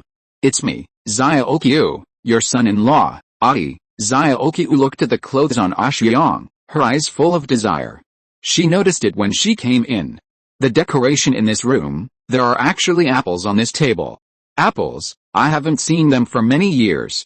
Jiaoqin saw the apples on the table, and a suspicious liquid flowed from the corner of her mouth. Her mother is hooking up with a man with food again. It seems that this man not only has food, but also power. This apple is not something that everyone can get. Xiang looked at her with some indifference. This ungrateful person is really an ungrateful person. Xiang's indifference didn't last long. The next second, her tears started to flow. Her nose was twitching. How dare you show up in front of me? Xiang's voice was a little tearful. Mom, you are my mom. Of course I have to continue to honor you. Jiaoqin knew that her mom was hooking up with a rich man. She was originally planning to take 40 steamed buns, but of course she was not satisfied. Her mom was hooking up with a rich man, so what was she missing from 40 steamed buns? She wanted to eat meat. She wanted to eat fruit. Steamed buns could no longer satisfy her. Jiaoqin's eyes were greedy and joyful. She and Audi would have a good life in the future. She and Audi would eat meat every day, big fat pigs and big fat chickens that had not mutated. Don't call me mom. I don't have a daughter like you. Xiang was so angry that she was about to collapse. Fortunately, Lin Nianbi was behind her. Lin Nianbi hugged her, and the pain in his heart was about to overflow. Xiang, this is your precious daughter and your son-in-law. You are just hanging out with my uncle and you don't recognize your poor relatives? You are so cruel. Lin Muxue put a hat on her head. Today, she will let her uncle see what kind of person this old green tea is. She doesn't believe that her uncle still likes her after knowing what kind of person this old green tea is. Yes, I am cruel. I am cruel. You two get out of here. Xuang's body shook even more. Lin Muxue couldn't hide the smile on her face when she saw Xuang's angry look. It would be better if she could directly anger this old green tea to death. Mom. I am your daughter. You can't forget us too when you live a good life. We will take care of you in the future. Xiaochu was a little angry when she heard Xuang's words. She and Audie robbed Mom's things, but they are back. They are all back. Can't Mom be more generous and stop caring? If you're listening to this novel on a channel other than Fanfic World, it means they downloaded and uploaded it without effort. We cordially invite you to visit our channel, Mundo Fanfic Novelis. There you'll find the original version of this story and you can explore many other novels of various genres. We're waiting for you to immerse yourself in a world of incredible novels. Chapter 136 Xuang's Tears. They all came back, which meant they had changed. If Xuang still cared about it, it would be her fault. I don't know you. Go away. Xuang turned her head and buried it in Lin Nianbi's arms. After a while, Lin Nianbi felt that part of his body getting wet and hot. It was Xuang's tears. Take them away. Xiaoxu. Lin Nianbi looked at Lin Muxue sternly. No, Xuang must know them. Don't pretend not to know them. Do you think that if you pretend not to know them, no one will know about the dirty things you did in the past? Lin Muxue said, and her tone changed. The venom in her tone could not be hidden. Lin Nianbi listened to Lin Muxue's malicious words and his face became angry. Xiaoxu, uncle, you don't know. This old green tea, she had many men before besides you. Lin Muxue couldn't wait any longer. She wanted those people to say it, but she really couldn't wait any longer, so she just said it herself. She emphasized the word many men. Xuang didn't say anything, but she was shaking even more. Lin Nianbi hugged her distressedly. Okay, Xiaoxu, stop making trouble. Go back. Lin Nianbi was really angry. He gave her time to reflect, but she came to poke Xuang's heart. Lin Nianbi knew everything about Xuang's past. He also knew that she had raised an ungrateful man who ran away with a man and robbed her food. Lin Nianbi knew about it, but he was not angry. He just felt sorry for her. Lin Muxue thought she had caught Xuang's fault and jumped around like crazy, but Lin Nianbi only thought that his niece was vicious and stupid. Uncle.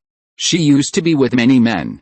Tell me, isn't it? Seeing that Lin Nianbi was still protecting Xuang, Lin Muxue was so angry that she pulled out a witness. It was an old woman dressed in rags. The old woman saw Lin Nianbi's livid face and nodded timidly. That's right. This woman is very naughty. She used to hook up with men. After the old woman finished speaking, Lin Muxue pulled out a few more people. Yes, she is a bitch.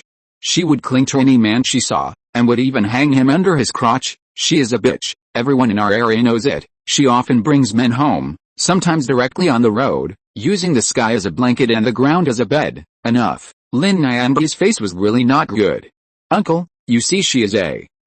Uncle, hit me. Lin Muxue covered her face and looked at Lin Nianbi in disbelief. The uncle who loved her the most actually hired her for a bitch. Lin Nianbi used all his strength to slap her, and Lin Muxue's face instantly became red and swollen. Her head was buzzing. She looked at Lin Nianbi and found that she couldn't see Lin Nianbi's face clearly. Everything was black in front of her eyes. When she saw Lin Nianbi's face again, she saw the undisguised disgust on his face. Uncle, don't call me uncle. I really spoiled you to the point of lawlessness. Someone, lock her up for me. If she runs away again, she will be fed to mutant beasts. After being slapped, Lin Muxue was stunned. When she was caught, no one knew what she was thinking. She didn't even struggle. Lin Muxue was caught, and the people who followed her naturally didn't have a good end. Lin Nianbi directly had them arrested to do hard labor. The base still needed construction, and they were worried about not having enough people. Mom, Mom, Mom, Xiaoqin was still calling for Xuang when she was taken away. She was also stunned. Lin Muxue was caught, and her white buns were gone. Her mother didn't recognize her. She just watched her and Audie being taken away. Is this really her mother? So cold. Xiaoqin didn't give up and wanted to continue shouting. In the end, the people who were holding her got annoyed and stuffed a bunch of smelly socks into her mouth. One for her and one for Audie. Just right. After everyone left, Lin Nianbi patted Xuang comfortingly. Xuang, those two kids are heartless. Don't feel sad for them. Lin Nianbi thought Xiang couldn't bear to see her adopted daughter and son-in-law being taken away. Xiang didn't feel sad at all. She had no feelings for Xiaoqiu long before that ungrateful man stole her food for a man. Xiaoqiu wanted her to die. If it weren't for Pang Yang and Pang Ya's sister, she would really starve to death. Now she is watching Xiaoqiu and Adi being taken away, and she is so happy. But men don't like their women to be too ruthless. So Xiang still pretended to be a little sad, but not too sad. Because she knew that Lin Nianbi liked women who knew what was going on. Brother Lin, I'm fine. As for Xiaozu, you just beat her like that. What if she gets angry? Xiang said she was worried, but in fact she was fanning the flames. She still has the nerve to be angry. I'm still angry. When Lin Nianbi mentioned this, he got angry. She is so young, yet she is so vicious. I put her in solitary confinement and asked her to reflect on herself, but she didn't take it seriously. She turned around and went to find those people to slander you. Doesn't she know that this is hurting you? If I had been more suspicious, if Xiang hadn't told him at the beginning, he would definitely doubt her and even hate her after hearing those words. Brother Lin, thank you for trusting me. You are the first person who trusts me so much. Xiang was moved. You deserve it. Lin Nianbi held her hand with an affectionate look on his face. Xiang looked at his old face and was almost choked to death. He is already so old, can't he speak more seriously? But, Brother Lin, Xiaoqin is still young, and you just beat her. What if she becomes depressed after locking her up for so long? Xiang was worried, and she had one bad idea after another in her mind. It's okay. I'll find someone to watch her closely, and never leave her side, then I'm relieved. Oh, Brother Lin, your sweater is wet, take it off quickly and I'll wash it for you. Xiang lay in his arms for a while, then looked at the marks on his sweater, shocked, and then started to help him take off the sweater. No need. No need to wash. Just leave it like this. Lin Nianbi didn't dislike it at all. These were Xiang's tears, and he had to keep them well to remind himself that he must never let Xiang suffer any grievances in the future. Xiang's old face flushed. Brother Lin, the more affectionate Xiang was on her lips, the more she wanted to vomit in her heart. Sometimes, she admired herself. She could make such a disgusting sound. But there was nothing she could do. Everything was for her own good life. She endured it. Lin Nianbi and Xiang were affectionate, and Lin Muxue, who was caught and sent back, was in a daze. She was stunned by Lin Nianbi's slap, and she didn't react until she was taken back to her room. When she reacted, she wanted to tear Xiang apart, but found that she was locked up. There was also a female superpower who was always watching her. When she went to the toilet, the female superpower watched. When she lost her temper, the female superpower beat her up. She threatened to ask her uncle to take charge and file a complaint. After the female superpower beat her up, she said provocatively that she would file a complaint if she had the guts. Chapter 137 Blisters on the Soles of Feet. Su Yinhe has not been setting up a stall recently. She is very interested in the plants growing wildly outside the base. When she learned that Xu Jiaoqin's team had accepted a mission to hunt mutant animals outside the base, she was very excited to follow. At first, Xu Jiaoqin disagreed. Su Yinhe looked helpless. If she died outside by accident, where would they go to buy things? When they saw Su Yinhe was in danger, they would definitely go to protect her, but they were afraid that they could not take care of themselves at times, so how could they protect Su Yinhe? This was the problem Xu Jiaoqin was worried about. But her worries vanished when she saw Su Yinhe almost beat to death a high-level psychic who had taken a fancy to her and flirted with her bare hands. Forget it. What was she worried about? The boss looked weak, but he could actually crush her head. Su Yinhe went with him. The prey she caught belonged to her, and they ate separately, but she could use this space to bring water for the cheetah team. The cheetah team, the entire team had no water psychic. Their team might be good against water-based psychics. They had recruited many water-based psychics before. They recruited one, went on a mission, and died. They recruited another, went on a mission, and died.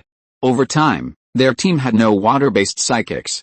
So they had to carry a lot of water when they went on a mission before. This water was usually only used for drinking and cooking. But they usually didn't cook with it, which was a waste. Anyway, they always carried heavy loads when they went on a mission. This time, they had Su Yinhe, who had a space. They took her with them. When she was in danger, they would try their best to protect her. She was their mobile warehouse. They not only put the water in her space, but also the supplies. Except for 2 days of dry food for each person, everything else was put in Su Yin's space. This was done to prevent them from being separated from Su Yin in an accident. If their mobile warehouse disappeared, the environment they were in was too harsh, and they would not starve to death easily if they had food on them. Su Yin couldn't stand it on the first day she came out. The cheetah team was always on the road. Except for eating and sleeping, they were on the road. They walked 12 hours a day. Her feet were blistered that day. She hated that her supermarket sold tanks instead of cars. "Can I help you pick them?" Xu Jiaoqin wanted to help her pick the blisters. "Don't worry, I'm very experienced, Su Yin." Su Yin quickly retracted her feet, put on her socks, and put on her shoes again. Then she stood up and took a tentative step. The feeling was sour and refreshing. "Really don't?" Su Yin actually saw some regret on Xu Jiaoqin's face. "Regret? Su Yin?" Su Yin ran away with her shoes on as if she didn't feel any pain. "Hey, isn't it because your feet hurt?" Xu Jiaoqin looked at Su Yin's figure, which was faster than a rabbit, with some regret. "Captain, can you control this quirk?" Liu Wutong couldn't bear to look at it. "Human hobbies are free," Xu Jiaoqin said confidently. Liu Wutong's mouth twitched. "Freedom, but not to this extent." After walking for a day, the Cheetah Squad decided to reward themselves. They started a fire, and Su Yin took out their pots and noodles, as well as some vegetables and seasonings. Liu Wutong and Bai Yuan started to cook noodles. The kind of thin noodles. They originally wanted to cook rice, but they thought it was not convenient, so they cooked noodles. This cooked quickly. For the Cheetah Squad, who often do missions outside and have no water-based superpowers to save water, this is really rich. Too luxurious. They usually ate pancakes directly before, or roasted the prey on the fire. There is almost no soup like this. Su Yin contributed vegetables and ate the big pot of noodles with him. The taste is a bit bland, but with so many people eating together, it is quite lively, and Su Yin's appetite has increased a bit. After slurping a bowl of noodles, Su Yin was full, and the members of the Cheetah Squad were still trying to persuade her to eat faster. They thought she was embarrassed. "Don't be polite. Hurry up and take some, otherwise there will be no soup left later." Xu Jiaoqin slurped the noodles and asked her to take some. The noodles were very hot just out of the pot, but the Cheetah Squad ate them quickly, as if they didn't feel the heat at all. Su Yin shook her head and took an apple to eat. It was late at night, it was not good to eat too much. She was already 80% full, and it would be too much if she ate more. But one apple was still okay. The Cheetah Squad was eating noodles enthusiastically, and Su Yin was crunching apples beside them. Today's apples were big, crisp and sweet. After dinner, they chatted for a while, left a few people to keep watch, and then the rest of them just lay on the ground around the fire and slept. Su Yin didn't want to use the sky as a blanket and the ground as a bed, so she moved out of the tent. She took another sleeping bag. After entering the tent, she felt unsafe and opened a protective shield for herself. She was now a wealthy woman, and the crystal cores were piled up into a small hill again. She could open the protective shield whenever she wanted. She was not confident to leave her safety to the Cheetah Squad. It's better to be safe than sorry. In fact, Su Yin had defenses on her body, so she was not afraid of someone attacking her in the middle of the night. Anyway, she would not die. When she lived with Qian and the others, she forgot it the first time. Later, she had some trust in them and did not open the protective shield around the tent. But now she is in the dangerous wild. Although she will not die, she hopes to feel more secure. She always opens the advanced protective shield. She also stacked 3 layers. She was not willing to use the highest level, but she was willing to use the general advanced level. Because of the protective shield, Su Yin slept well. The only thing she was dissatisfied with was that she got angry too early. When the sky was just getting light, the Cheetah Squad woke up and hurried on their way.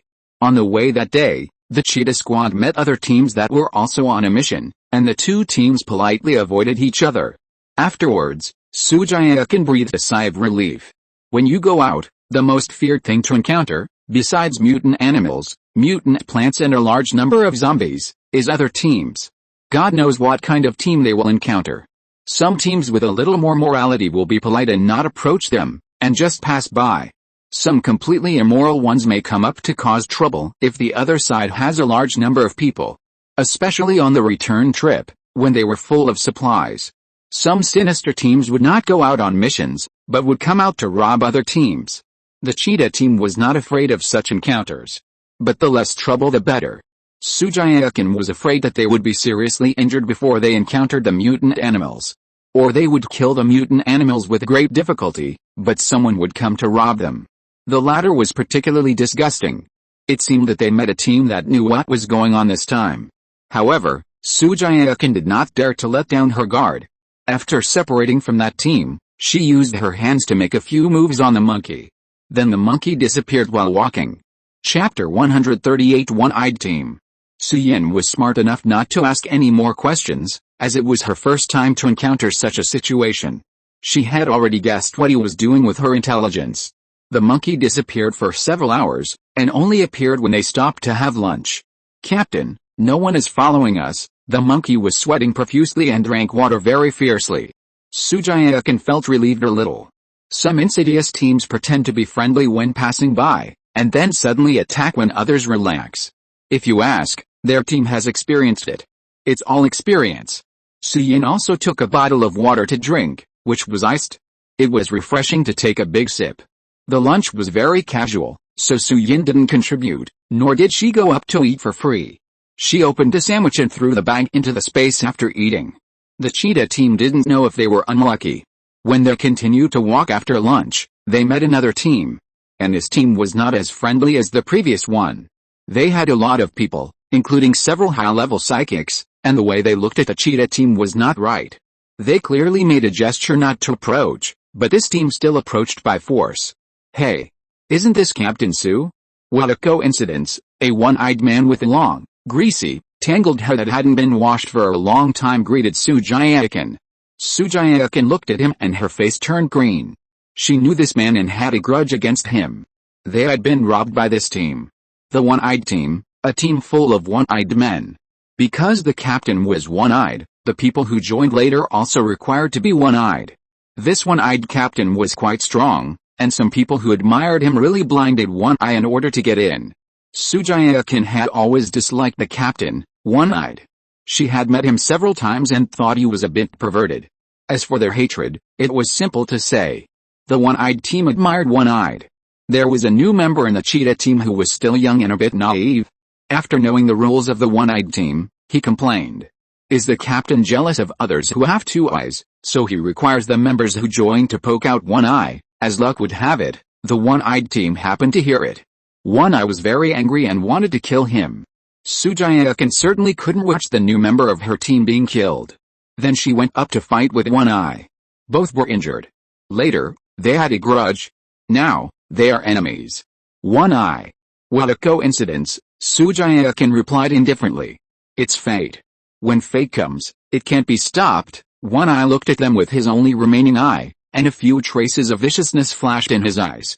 Xu Jiaoqin had no expression on her face, but in fact, she was already on full alert. This dead pervert. What is he thinking in his mind again? There is also a delicate and tender new member. One Eye's eyes turned and saw Su Yinhe, who was quietly eating an apple next to him. His eyes were straight and creepy. Su Yinhe couldn't eat the apple after being looked at by him like that. She raised her head and met One Eye's eyes. It's pretty good, One Eye praised. Where did you find Captain Su? She's quite likable. She said she liked him, but the tone in her voice was disgusting. The apple in Su Yin's hand was no longer sweet. She took 2 steps and let Liu Wutong and the others block her. She didn't like the look in this man's eyes. His eyes made her want to strip her naked. Su Yinhe was not tall and was blocked tightly. Seeing this, One Eye snorted. She's quite a treasure, but I don't know how long she can live. She should be longer than you. She's younger than you, so she won't die as soon as you do, Xu Jiaoqin replied with a smile. One Eye choked. It's been a long time since we last met, but Captain Su has become more and more sharp-tongued. He was impulsive and irritable the last time we met. Now he's even sarcastic. He's improved. I dare not. I'm not as good as you, Xu Jiaoqin continued to be sarcastic. Captain Su, you'll die soon if you can't talk. One Eye's eyes were sinister. You won't be able to talk when you die, Xu Jiaoqin continued to reply. One Eye, huh? One Eye took his people away. This time, the monkey didn't need Xu Jiaoqin to give orders. When one eye left, the monkey also disappeared. Everyone, get ready. We've been walking for so long, it's time to relax. Be careful, there are many of them. Xu Jiaoqin felt that One Eye was going to launch a sneak attack. One Eye had a grudge against them, and she had just scolded him. With One Eye's petty and selfish character, he would not let them go. They had to be prepared for a fight. Everyone was very alert on the way ahead. As expected, the grandson of One Eye pretended to pass by on the surface, but in fact he didn't leave at all. He was preparing to launch a sneak attack on them. The Cheetah Squad, which had been prepared for a long time, was not polite either. The two teams fought hard. Su Yinhe squatted on the side and watched, perfectly invisible. Xu Jiaoqin and Lin Muxue fought 2 against 1, specifically targeting One Eye. The rest of the people were miserable, 1 against 3. Su Yinhe saw Liu Wutuan being surrounded and beaten by 3 superpowers, and hesitated for a while, but still took out a bag of chili powder. Liu Wutuan, crawl down and close your eyes, Su Yinhe shouted and raised the bag of chili powder she had opened. Liu Wutuan's body was faster than her brain. Before her brain could react, her body had already crawled down. Her eyes were also tightly closed. Then she heard screams. She opened her eyes and saw that her 3 eyes had turned red. The 3 superpowers covered their remaining eyes and screamed, forgetting that they were fighting. Su Yinhe made a cheering gesture to her, and then continued to squat beside her to watch the fun. I don't know how she did it. The 2 teams were fighting so hard that she was not affected, and no one noticed her squatting to watch the show. It's pretty useful. It just burns the crystal core a little. Su Yinhe ate an apple. She dared to do this because she had turned on the Zero Presence plugin. It was really zero. As long as she didn't take the initiative, no one would notice her. When fighting, they also subconsciously avoided the area where Su Yinhe was squatting. As for Su Yinhe, she joined the battle while watching the show. The one-eyed team was outnumbered, so Su Yinhe would sprinkle some chili powder and spray some chili water from time to time, trying to blind the last eye of the one-eyed team. With her occasionally taking sides, the one-eyed team really didn't get any advantage. They couldn't even beat 3 against 1. They needed a few more, and they covered their eyes and screamed because too much chili powder was sprinkled on them. Su Yinhe took a pomegranate and ate it slowly as they screamed. The situation of the one-eyed captain was not good either. He was originally evenly matched with Xu Jiaoqin, but now there was another Lin Muxue. No matter how powerful the one-eyed team was, he was still beaten several times. When they beat him, they specifically hid his good eye, as if they wanted to blind him. But he only had this one eye left, and it was very precious to him. How could he let them hide him all the time? He protected it very tightly. He was also timid when he was beaten. Chapter 139 Mutated Ants. Su Yinhe was quick and sprinkled a handful of chili powder. One eye was also spicy. He was too worried about his eyes, so he covered his eyes with both hands. Lin Muxue and Xu Jiaoqin saw the opportunity and beat them hard.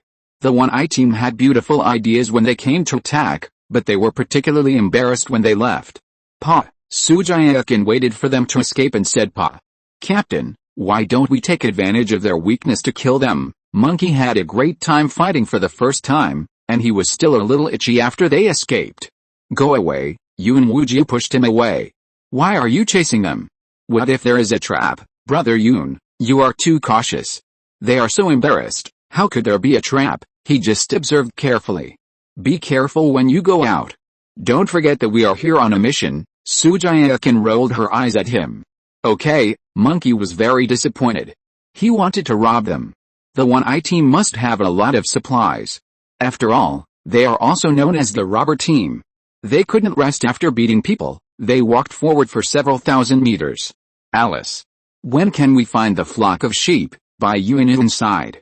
They accepted a mission to kill mutant sheep. The base only gave a general direction, and didn't know the details, so they were asked to solve it. For many teams, hunting is not the most difficult thing. The most difficult thing is how to find it. If they are lucky, they can't find it in 10 days or half a month when they are on such a mission. If they encounter any dangerous natural disasters again, their lives will be gone. The weather has been good these days. I don't know if it is safe again, but the base didn't say it clearly, and the time was not calculated. She was very afraid that she would spend a natural disaster outside while walking. If there was an acid rain, there would be no shelter outside, and she would die directly. It's okay in the base. You can go into the mountain. The caves on the mountain are also deep. Bah. Bah. Her crow mouth must not work.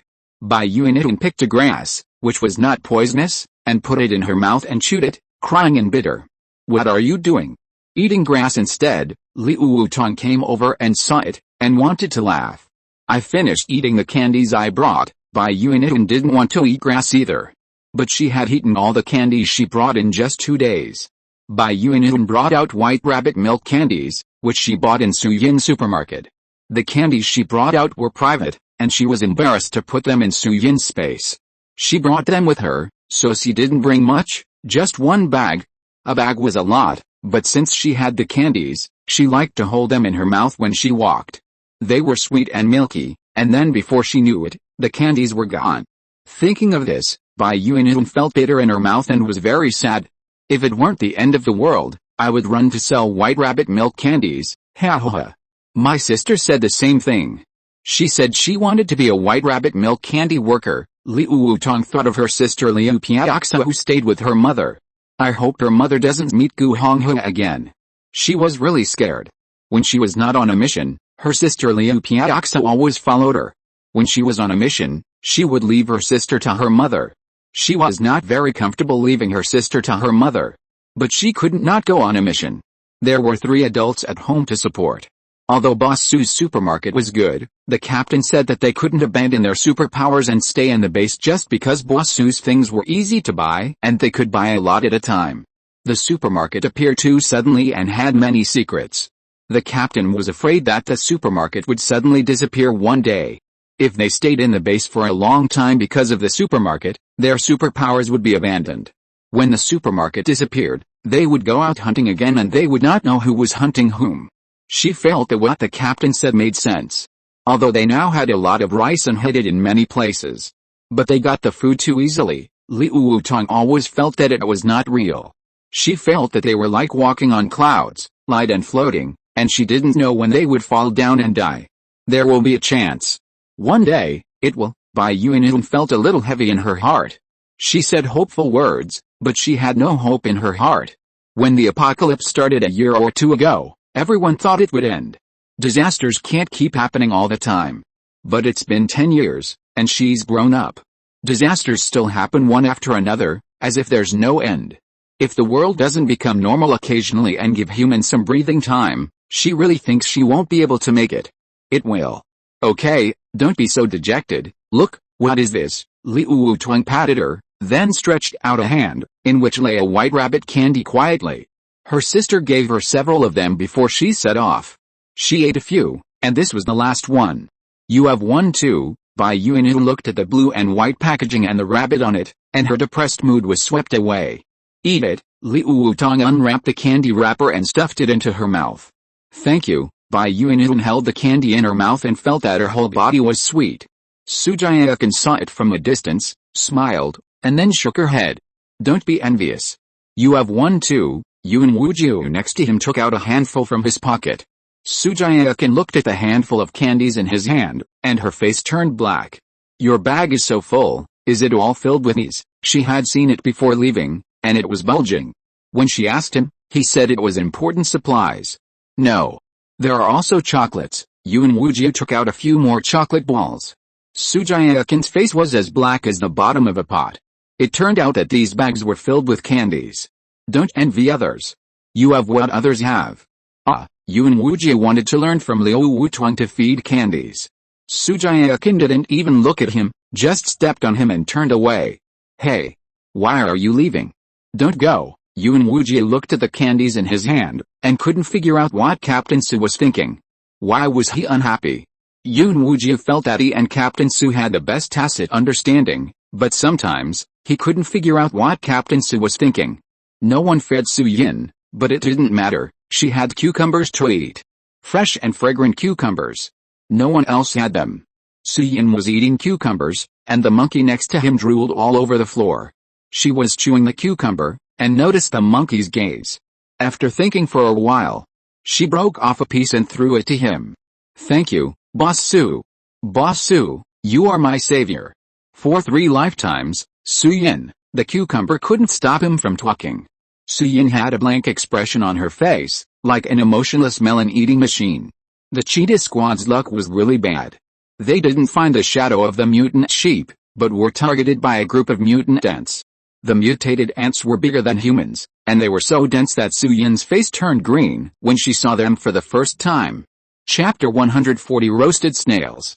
The incident started because of the monkey's pee. When you are outside, you can only find a place to pee and poop. And then this casualness can easily lead to problems. The monkey's urine stains an ant cave. The hole of that cave is very small, so small that you can't see that there is a cave. Who knows, there are mutant ants inside, and a group of them. That's fine, the key is that the monkey ran in the direction of the main force. Originally, only one of him would have to be sacrificed, but when he ran in the direction of the team, the whole team followed him. There was no other way, the monkey was the most flexible and ran the fastest. The people behind him could only follow him. You can't just run around blindly. It's too dangerous outside. If you get lost, who knows how long you can survive alone. To everyone's surprise, Su Yinhe ran not slow, and ran as fast as the monkey, or even faster than him. The monkey was originally running in the front, but as he ran behind Su Yinhe. The monkey himself was also shocked. He put more effort and increased the speed to run side by side with Su Yinhe. Fuck. Boss Su, you are so good. You run so fast. Su Yinhe didn't say anything, gritted her teeth and continued to run. Oh my god, it turns out that ants are so disgusting when they grow bigger. She is scared. Su Yinhe can beat them, but she feels a little sick when she sees the densely packed ants. Her trypophobia is not serious, but she can't accept it. The small ants have become so big, and now they are a group. After all, she is not used to it. The Cheetah Squad ran wildly and finally got rid of the ant group. But there were a few who ran very fast and couldn't be shaken off. There were only a few of them, and they didn't mind the trouble and simply killed them. What happened next was terrifying. They started to roast the ants. Su Yinhe, what are you doing? Monkey, one of the roasted ants, saw Su Yinhe's gaze and smiled shyly. It smells good. There is very little pollution in the ants, so it won't affect the mutants. It tastes good. Boss Su, I'll give you some after I roast them. Su Yinhe shook her head quickly. Just kidding, she didn't want to eat roasted ants. It smells really good and is juicy. The juice will be more polluted, but it doesn't matter if you are a mutant. Monkey tried his best to recommend it. No, you eat it. Eat more. I don't need it. Su Yinhe moved quickly. So scary. So scared. Hugging her poor self and trembling. Su Yinhe finally realized the viciousness of this world. In this world, zombies are not the scariest. Mutated plants are not the scariest either, they are just a little naughty, at least they look okay. The scariest are the mutant animals that grow bigger or become weird. Ants are this big. So scary. Actually, roasted ants are not the most delicious, roasted snails are the most delicious. The pollution value of that thing is extremely low, the attack power is also low, and it is still tender after roasting. Su Yinhe, ugh. After the monkey said this, Su Yinhe lost her appetite. Then the Cheetah Squad discovered that Boss Su, who had been eating before, didn't eat much. Did Boss Su eat all the fruit snacks he brought? The culprit, monkey, didn't know the truth yet. After encountering the mutant ant group, I don't know if Su Yinhe was too unlucky. It started to rain. The rain also contained pollutants, so they found an abandoned building to hide from the rain. It was really ruined, and many places collapsed. After Su Yinhe went in, she always felt that the building was shaky. It was empty inside, and there was a lot of dust on the ground. It was just barely enough to take shelter from the rain. The taste was a bit strange, and Su Yinhe had a little difficulty breathing. The others were used to it. After going in, they cooked a pot of vegetable soup and drank a bowl of hot soup with a bowl in hand. That vegetable was not bought at Su Yinhe's supermarket. They picked it outside before. It was mutated, but not poisonous. However, it has strong fighting power, big leaves, and likes to roll people. Based on this, Su Yinhe dared not eat it. She was afraid that this vegetable had rolled people before. She was not from this world, she was hypocritical and cared about this. As for the pot they cooked this dish in, forget it, I'll just eat it myself in the future. Anyway, there are so many fast foods, rice balls, and various cooked foods in her space. Qian knew that she was going to follow the Cheetah Squad out, so before she left, he stuffed a bunch of prepared meals for her. It was originally his stock, but he gave it to her because he was worried that she would go out and sleep in the open. The rain came suddenly and ended suddenly. After the rain stopped, they went out again. Then, Su Yinhe was unlucky and met the roasted, no, not roasted snails that Monkey had mentioned before. They were big, slippery, and disgusting. Ugh! I hope there are no earthworms. The Cheetah Squad was very excited to see the snails, and they rushed forward one after another. Su Yinhe was vomiting in the back. She saw the tentacles of the snail sticking out, and she felt sick. There were not many snails, just 2. After beating the snails and making them shrink back, they began to roast the snails. It can't be said to be roasting. They asked the fire-type psychic to set fire to the snail shells. The snail in the middle was roasted, and it stretched out its tentacles again, and then it was burned by the fire and shrank back. It was heated and stretched out again, and it was burned and shrank back again. As it was roasted, the snail began to produce water. But the fire of the fire-type psychic was not extinguished. Then they continued to roast, and a fragrance came to the tip of Su Yinhe's nose. Su Yinhe, she silently took out a mask. So scary. The 2 snails were roasted in a short time. The monkey was very excited and rushed into the snail shell first and pulled out the meat. The roasted snail meat shrank and became smaller, and was easily pulled out. Several people cut it with knives and ate it. As the monkey ate, he wanted to share with her. Boss Su, have a couple of bites, it's really tender. Su Yinhe, wearing a mask, thank you for the invitation. She just felt terrified. After eating the snails, it was almost dark. Su Yinhe only knew at this time why they were so excited before. Not just for eating, but also for living. The monkey was thick-skinned and rushed to live in the snail shell. This snail shell is quite large, more than enough for 1 person. You can't say live, just lie down. The space inside is not very large, and lying down is actually not comfortable, but it is better than lying directly outside. There are 2 snail shells, the monkey lives in one, and the other one. Xu Jiaoqin came to ask Su Yinhe if she wants to try it. The snail inside is gone. But Su Yinhe is still afraid and shakes her head to refuse. She loves tents, she loves her tent too much. The monkey also loves snail shells. He regrets that he can't take the snail shells with him when he leaves the next day. It would be great if I could meet a snail today. In this way, he can have another meal of roasted snails and sleep in a snail shell tonight. Su Yinhe, God bless, I won't meet anything else today except the mutant sheep. Chapter 141 Tranquilizer Gun. She was really scared. Roasted snails are really delicious. Monkey had a look on his face that said, you're lucky to have not suffered any loss. Su Yinhe, really, she loves to suffer losses. She loves to suffer losses the most. She doesn't like to eat snails. Fortunately, they didn't encounter snails again on the rest of the journey. But they also didn't encounter mutant sheep. Are there really sheep? Bai Yuanitun asked. They have been looking for a long time, let alone sheep, not even a strand of wool. There should be. The base has issued a mission. They can't deliberately let us run for nothing. I really want to eat roasted lamb legs and roasted whole lamb. Although monkey ate snails, snails can't compare to lambs. Of course, he was talking about the feeding before mutation. The smell of the mutated sheep is stronger, the meat is hard, and there is a slight toxin. If it is not cooked, it will go to heaven. I want to eat it too. Bai Yuanitun was also greedy. Okay, if we find it, let's eat it first and then go back. Yun Wujie was ashamed to look at it. Are all the Cheetah Squad greedy? One by one, they looked like they hadn't eaten for 800 years. We were supposed to eat before we went back. Are you going to deduct our meal, Captain Yun? Monkey looked at him in disbelief. Yun Wujie, there was no way to communicate. Really? What kind of person is this? We have to find the sheep first. There wasn't a single wool left now. It's okay if there are no sheep, at least give us some wool. Hey, when we find the sheep and bring them back, can we shave them first? Part of the prey brought back had to be handed over to the base, but she was a little reluctant to part with the wool. If the prey had to be handed over, could the wool be left behind? Wu Tuang, you're really smart. We'll put the wool in the space and hand in the boiled sheep. I can spin the yarn, Bai Yuanitun responded positively. Su Yinhe, seeing them talking so enthusiastically, I thought they had killed a few lamb chops. But in fact, there wasn't a single wool left. Are you lost? Did you go to the wrong place? Otherwise, why didn't you see a single sheep after wandering around for so long? Impossible, Xu Jiaoqin was very serious. I followed the map. I couldn't have gone wrong. Xu Jiaoqin took out the map and studied it carefully.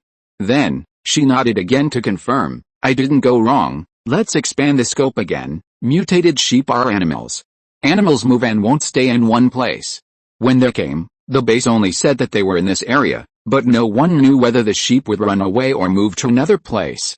Expand. It's already expanded a lot. Bai Yuan was weak. They had been looking for many days in this area. She felt that she had been drained. Look for it again. If you can't find the sheep, you have to find something else. You can't go back empty-handed. Xu Jiaoqin's face was not very good. They had walked for so long, they couldn't go back empty-handed. Without sheep, wolves and deer will do. You have to bring some prey back. The Cheetah Squad was in a hurry to find prey. Xu Jiaoqin was so anxious that she got angry and had a blister at the corner of her mouth. Boss Su, sometimes I really envy you. She saw Su Yinhe, who was very leisurely, and suddenly said, What are you envious of? I envy you for being able to feed your family and keep them full. Xu Jiaoqin winked at her playfully. For several days, the Cheetah Squad still hadn't found any prey. Not even a single living animal. Su Yinhe was silent for a moment. Well, come on, you can do it if you work hard. Xu Jiaoqin's face was a little dark. You can do what? You can become a person. Xu Jiaoqin, what the hell? Fortunately, there is always a way out. Just when the Cheetah Squad had given up and returned to the base, they unexpectedly encountered a group of mutant sheep. I don't know if it was the group the base said, but fortunately they did. They wouldn't go back empty-handed. Su Yinhe counted them, more than 100. She roughly counted them with her super strength. Monkey was so happy to hear her words. Boss Su, there are really so many, why would I lie to you? Su Yinhe glanced at him. I'm so happy. Monkey scratched his head, a little embarrassed. He was really happy that he could eat meat in big mouthfuls. Great. The sheep were found, but how to hunt them was another problem. The number of sheep was unexpectedly large. The Cheetah Squad was not very large, and the mutant sheep had a strong attack power. They could not hunt them all at once. But they were reluctant to let so many go. After finding the mutant sheep, they did not hunt them immediately. Instead, they followed the sheep from a distance, discussing how to hunt them. Everyone in the Cheetah Squad wanted to keep all the sheep, not letting any go. If it were before, they might have reluctantly let most of them go and only hunted a small part. Because they only had 2 legs, each person could only take one away at most, and more would not work. But now that there was Su Yinhe with space following them, they were more greedy. They wanted to kill them all. There was so much meat, they were reluctant to give it up. But how to hunt was another problem. They were not hunters.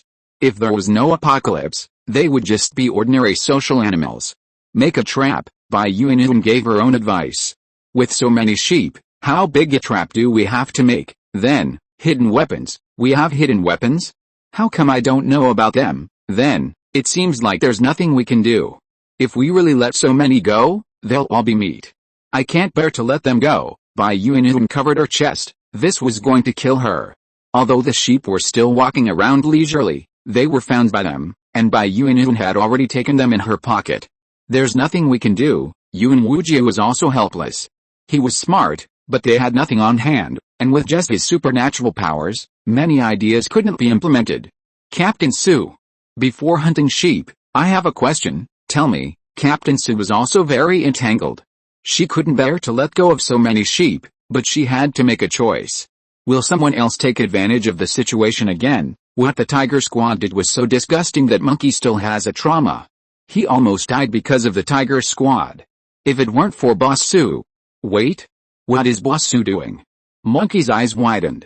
Following Monkey's gaze, everyone looked over. Then I saw a small mountain of sheep piled up next to Su Yinhe. She was still taking things and piling up the mountain. Anesthesia gun. After Su Yinhe had taken enough, she threw one to Xu Jiaoqin. I will provide you with tools. When you kill sheep, give me half. Deal. Xu Jiaoqin agreed without thinking. There are more than 100 sheep. If they kill half, the Cheetah Squad can get more than 50. If they rely on themselves, they can only get more than 30 at most. Chapter 142 Sheep. With a tranquilizer gun, it was easy. The Cheetah Squad was a group of superpowers, and with a tranquilizer gun, they could not let a sheep escape. Not to mention Su Yinhe, even they looked down on themselves. With a tranquilizer gun, the Cheetah Squad quickly captured more than 100 sheep. Every sheep was intact and not dead. Because Su Yinhe's space could only hold dead things, they had to kill the sheep manually. The sheep's fur was very dirty. It looked white from a distance and gray from a close distance. Su Yinhe originally wanted to stroke it. But when she got closer, she had no idea. The mutated sheep was much bigger than the non-mutated sheep, but not as exaggerated as the previous snail. It was only twice as big as before the mutation. After killing the sheep, Su Yinhe took back the tranquilizer gun. This was a good thing, and she was not sure about giving it to them. She was stingy and couldn't let others get something for free. The tranquilizer gun was taken back, but Xu Jiaoqin asked her for a pair of scissors again. Because they wanted to cut the wool of the sheep. Of course, the half for Su Yinhe would not be cut. There were 108 sheep in total. Su Yinhe got 54 of them. The remaining 54, the Cheetah Squad had to hand over half to the base. They were left with 27. Su Yinhe simply gave each of them a pair of scissors. They cut the sheep slowly.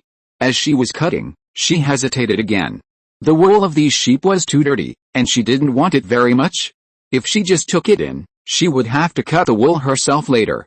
Captain Su, please help me cut the wool on my sheep. The wool will belong to you, and then I will take 50, and the other 4 will be given to you. Xu Jiaoqin, who was shearing the wool, brightened her eyes. Okay, it was a great deal. She earned 4 more sheep at once, and there was still so much wool.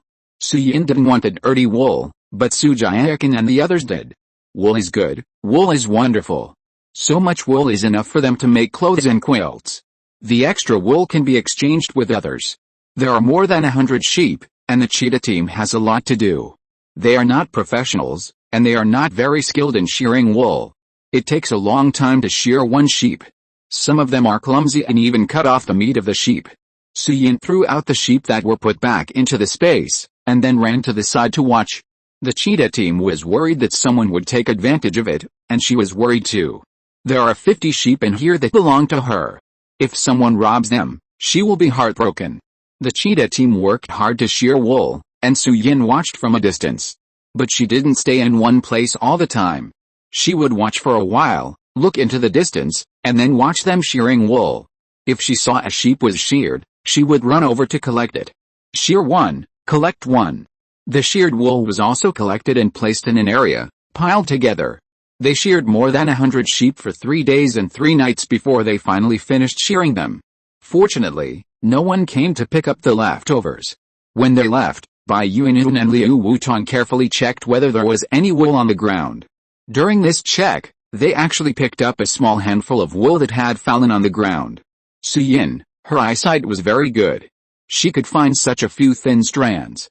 Everyone was very happy to get so many sheep and so much wool in one trip. On the way back, they also ate roasted whole lamb 3 times. The seasoning was contributed by Su Yinhe. She got a leg of lamb, and even with the seasoning covering it, it still had a strong smell of lamb. After she took a bite, she couldn't eat it anymore. She was really not used to it. In the end, she gave the leg of lamb that she had bitten a bite to Xu Jiaoqin, and they didn't dislike it and ate it very happily. When there was no seasoning, they all ate very happily, not to mention now that there was the seasoning given by Su Yinhe. With so many seasonings, the soil on the ground smelled good. Although the mutton had a strong smell, they ate it deliciously. Su Yinhe looked at it and wanted to eat it, but she didn't like the smell. But she remembered that she had packed a lot of barbecue in her space. There was also roasted mutton. She picked out the roasted mutton skewers and started to eat them. More people means more fun. When she goes back next time, she must eat roasted whole lamb. She watched them eat roasted whole lamb and was also greedy. The cheetah team ate a total of 8 sheep. They took 50 back and handed over 25 to the base. When Su Yinhe followed them back, she saw the constipated expression on the face of the person in charge of the cheetah after handing over 25 bald sheep. This sheep, why is it bald? She was still thinking that with so many sheep, she could secretly cut some wool to make gloves. As a result, she took a look. They were bald. Clean and without a single strand of wool. Hey! This is not a mutation. It's just bald. Yuan Wujie lied very unnaturally. The person in charge, you see if I believe it or not. They really mutated. They mutated towards having no wool. The person in charge, do you think she is blind? It's obvious that they were shaved bald. But there is nothing wrong with the cheetah team's behavior. The base requires half of the prey to be handed over. But it didn't say that the wool must be handed over. But the person in charge's face was still as black as the bottom of a pot. It was a pity that she specially exchanged positions with others. She knew that the cheetah team was going to hunt sheep, and she wanted to secretly cut some wool. As a result, my goodness, there was not a single wool left. The person in charge was in a bad mood. The team behind was also criticized for handing in the prey. The cheetah team was very happy to get so much wool, so who cares how unhappy the person in charge is? Anyway, they are happy. What does it have to do with them whether the person in charge is happy or not? They were in a hurry to deal with the sheep and wool. Su Yinhe put down the sheep and wool that belonged to them and left. When she went back, it was just time for dinner. When Su Yinhe saw her coming back, he silently added bowls and chopsticks for her, and took a few more dishes from his space. Yin, you're finally back. When Lin Muxue saw her, he stopped eating and rushed over to give her a bear hug. He didn't notice Su Yinhe's murderous look behind him. Su Yinhe smiled, hugged him for a while and pushed him away. Let's eat first. I'm hungry. After she sat down, Su Yinhe silently picked up some dishes for her with a serving chopstick. Su Yinhe's eyes fixed, and they were all her favorites. Thank you for your hard work. Ahem, it wasn't really hard to say it was hard. Su Yinhe felt that she was just going on a picnic. She had everything and was still very happy. She just felt sick a few times during the trip. But other than that, it really wasn't hard. Yin, how is it? Did you see anything interesting? Lin Muxue looked at her with a probing expression. Speaking of interesting things, Su Yinhe thought of roasted snails. Her throat moved, and then, ugh, fuck. Yin, what's wrong with you? I disgust you. Am I so disgusting? Lin Muxue was horrified. If you're listening to this novel on a channel other than Fanfic World, it means they downloaded and uploaded it without effort. We cordially invite you to visit our channel, Mundo Fanfic Novelis. There you'll find the original version of this story and you can explore many other novels of various genres. We're waiting for you to immerse yourself in a world of incredible novels. Chapter 143 Sense of Belonging. Su Yinhe vomited a lot. Lin Muxue was depressed. Yin was disgusted by his handsome face. What a bad taste. Fortunately, Su Yinhe didn't have much in her stomach. She vomited for a long time but didn't vomit anything, only some sour water. If she really vomited something, she would probably feel even more disgusted. She has been afraid of seeing people vomiting since she was a child. When she saw others vomiting, she would associate it with others and then vomit herself. She didn't dare to look at the vomit because she would really vomit. Su Yinhe didn't know what happened to her, and silently handed her a cup of warm water to rinse her mouth.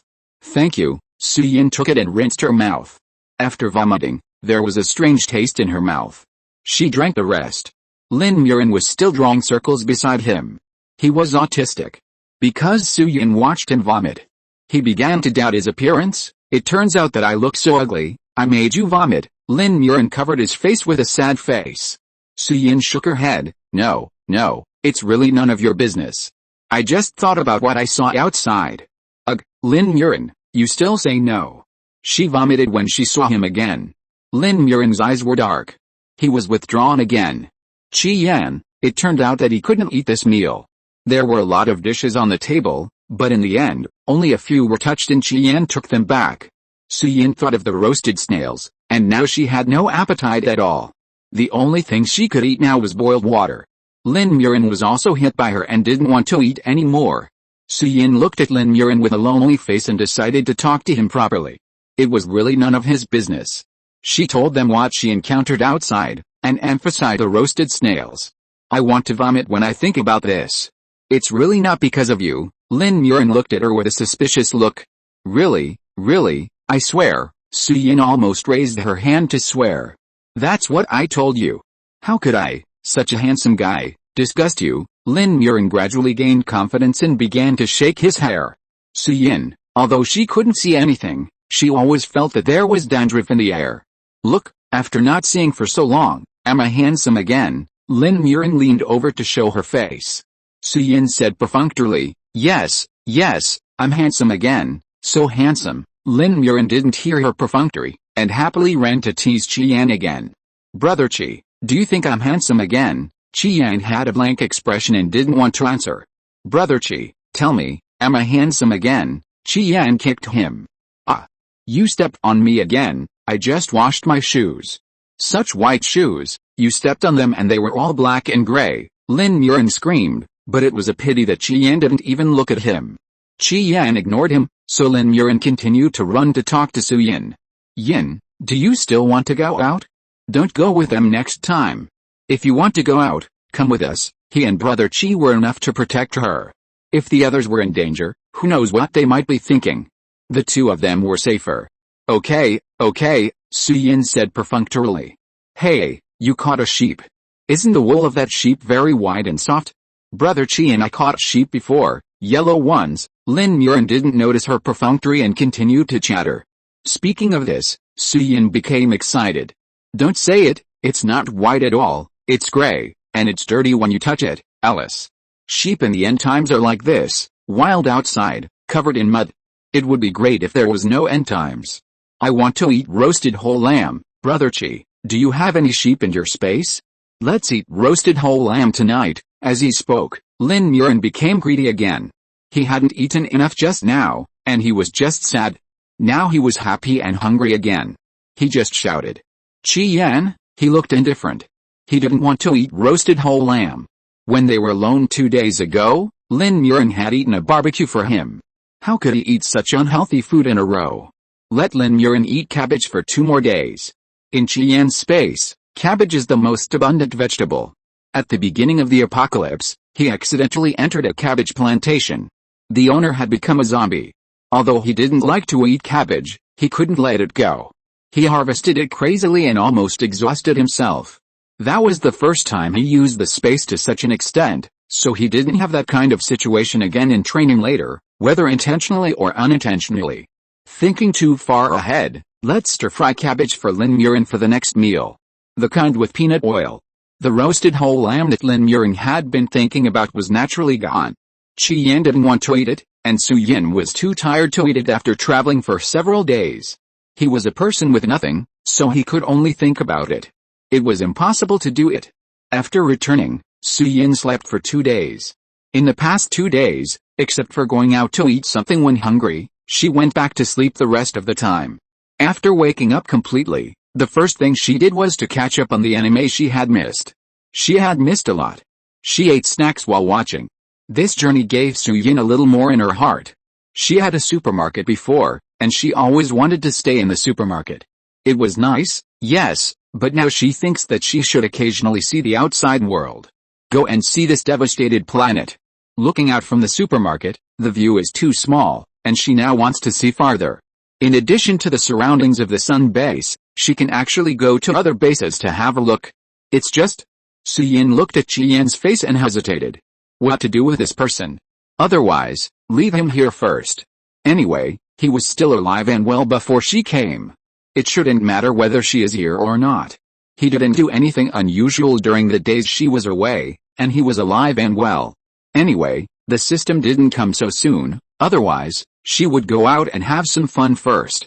The world is so big, you can't stay in the sun base all the time. She also wanted to see other bases, such as the moon base, the star base. But, after all, they were friends, so she had to let them know when she was leaving. Su Yinhe told them her decision. Qi Yan looked gloomy and said nothing. Lin Muxue, on the other hand, opened his mouth so wide that 2 eggs could fit in. You're leaving? You want to take your supermarket with you? What should we do then? I've already seen your supermarket, how can I tolerate my useless buns? What the hell?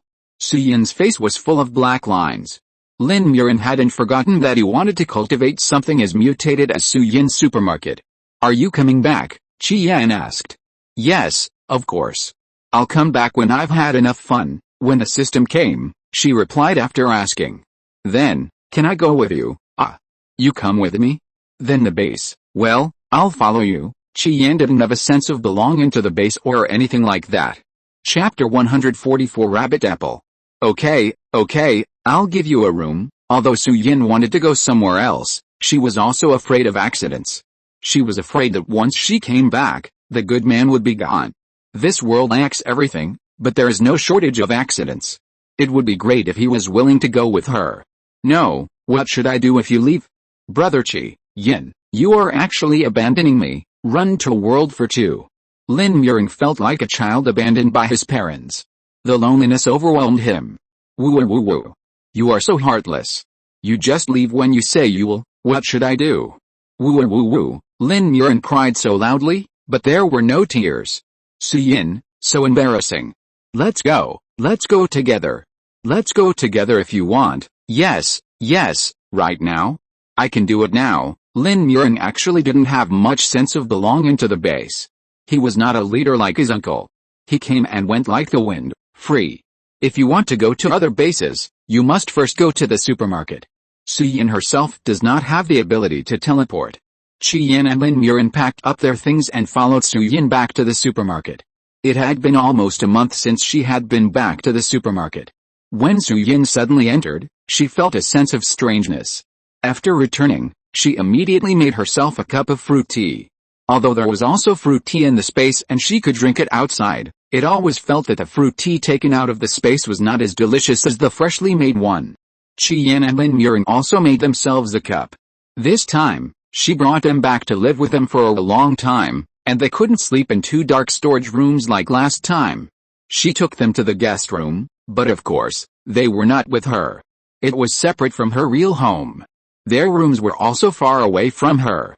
Qi Yin and Lin Muxue's rooms were close, as they lived in the same household. 1 bedroom and 3 living rooms. However, they still had to prepare their own quilts and other things. The same goes for the ingredients. She couldn't just give them for free. They hadn't slept yet, so she couldn't be so generous. Su Yin despised herself fiercely. She would talk about it after she slept. Although he is a long-term resident, he may not be a permanent resident. Let's see when Tongzi will come again. However, they are still preparing to have a big meal to celebrate. Qi Yin and Lin Muxue cooked. Su Yin also contributed the big lobster and king crab below. Lin Muxue ate the crab without raising his head. It's really good. The last time I ate king crab was last time. Su Yin, useless nonsense literature. Yin, do you really not need a son? So much food can't stop Lin Muxue's mouth. He winked at Su Yin while eating. Before Su Yin could answer, Qi Yin snatched away the crab leg he was eating. Brother Qi, Lin Muxue was furious when he had already eaten it in his mouth and it was snatched away. He was busy snatching the crab legs and forgot to be a son to Su Yin. Su Yin breathed a sigh of relief. It's hard to always be perfunctory, okay? Qi Yin also breathed a sigh of relief. He was always worried that his seniority would be lowered. After the meal, Lin Muxue went to wash the dishes obediently. Su Yin had 2 more partners, and Qi Yin's seniority was not lowered, so everyone was happy. After the meal, Su Yin left, leaving them time to clean up. This place is actually quite empty, and all the furniture is there. When she bought this place before and renovated it, she actually considered renting it out to make some money back. So there are quite a lot of houses on the 5th floor, and all the houses that need to be renovated have been renovated. Each house is different, and she specially designed it. At that time, she thought that even if she didn't rent it out, she would occasionally change houses to live in, and different decorations could give her a sense of freshness. Now it's cheaper for the 2 of them. Su Yin went back to catch up on the missed dramas. Qi Yin and Lin Muxue stayed to clean up. Poor Lin Muxue, after washing the dishes, she just sat down and was called by Qi Yin to mop the floor. Okay. Mop the floor.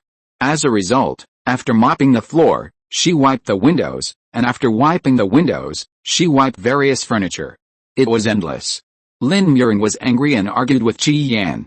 Qi Yin can't rely on his own strength and space to always order him around. Qi Yin was too lazy to argue with him and just started beating him. He was very careful when beating him and didn't dare to damage Su Yin's furniture.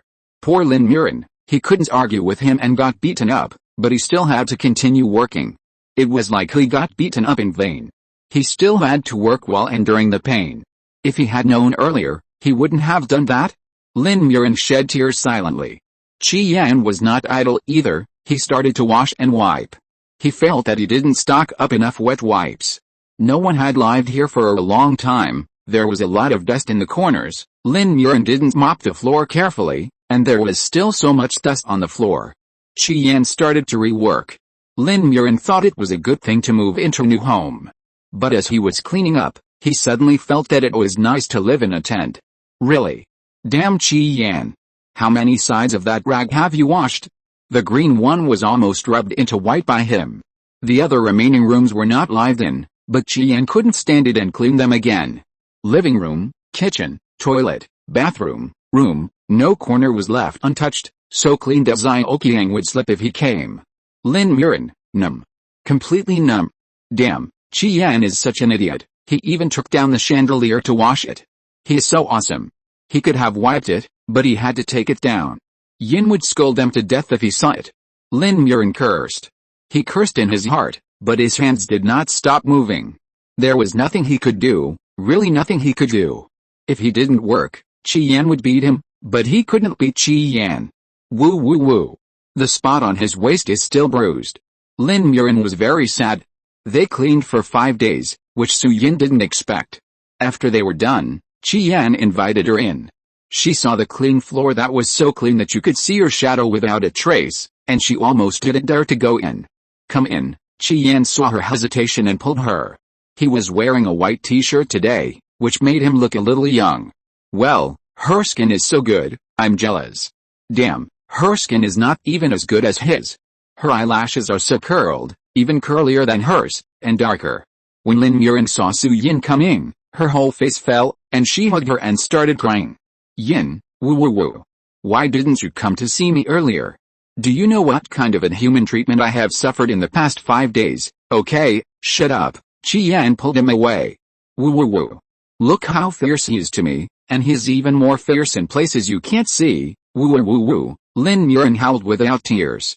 Su Yinhe, don't want to talk. Eat some fruit, I just cut it. Qi Yan brought her a plate of cut fruit. He also cut a rabbit apple. It was not cut in a very proper way. Su Yinhe saw it at a glance and was reluctant to eat it when she picked it up.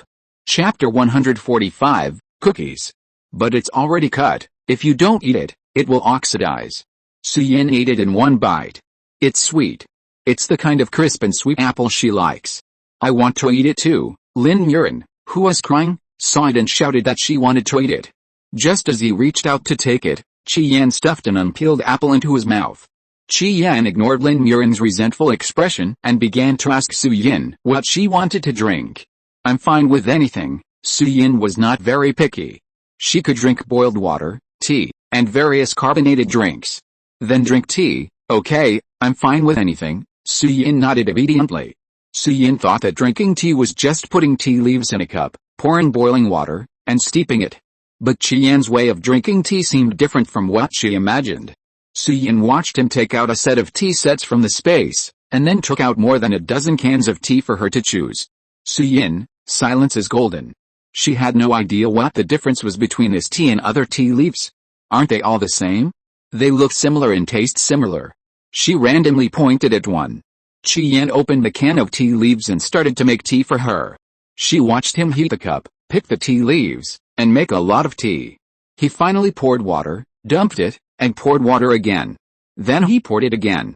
His movements were very elegant. But she couldn't appreciate it. She could only appreciate his face. She cursed herself for being lustful in her heart again. Then she stared at his face with a clear conscience.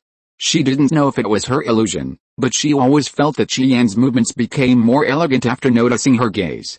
After a lot of effort, a cup of tea was placed in front of Su Yinhe. She picked it up and took a sip. She didn't even taste the flavor, and it was gone. Gone. Fuck. Why is this cup so small? Me, I want some too. Lin Muxue also wanted to drink it. Qi Yan poured it back and forth, and it looked delicious after so much trouble. Qi Yan glanced at him lightly and poured him a cup. Lin Muxue drank it in one gulp just like Su Yinhe. To be precise, not even half a mouthful was enough. His usual mouthful was much more than this. Brother Qi, your tea leaves are so precious. You only brewed a little bit, not enough for me to drink. For the sake of our brotherhood, can't you pour me a bigger cup? He couldn't even taste what it tasted like. I'll forget it. Yin also has such a small cup. You're too stingy, Qi Yan. Hard. Lin Muxue had been talking for so long, and he was really thirsty. He flashed and got a big cup from somewhere, and poured a pot of tea directly into his big cup, and then drank it all in one gulp. The speed was so fast that even Qi Yan had no time to stop him. It's just a little hot. Lin Muren drank too fast, and felt his mouth burning. Su Yin, amen. She turned her back silently. This bloody scene was not something she should watch. As soon as she turned around, she heard screams from behind. Then one after another, screams. It wasn't long, maybe 5 or 6 minutes.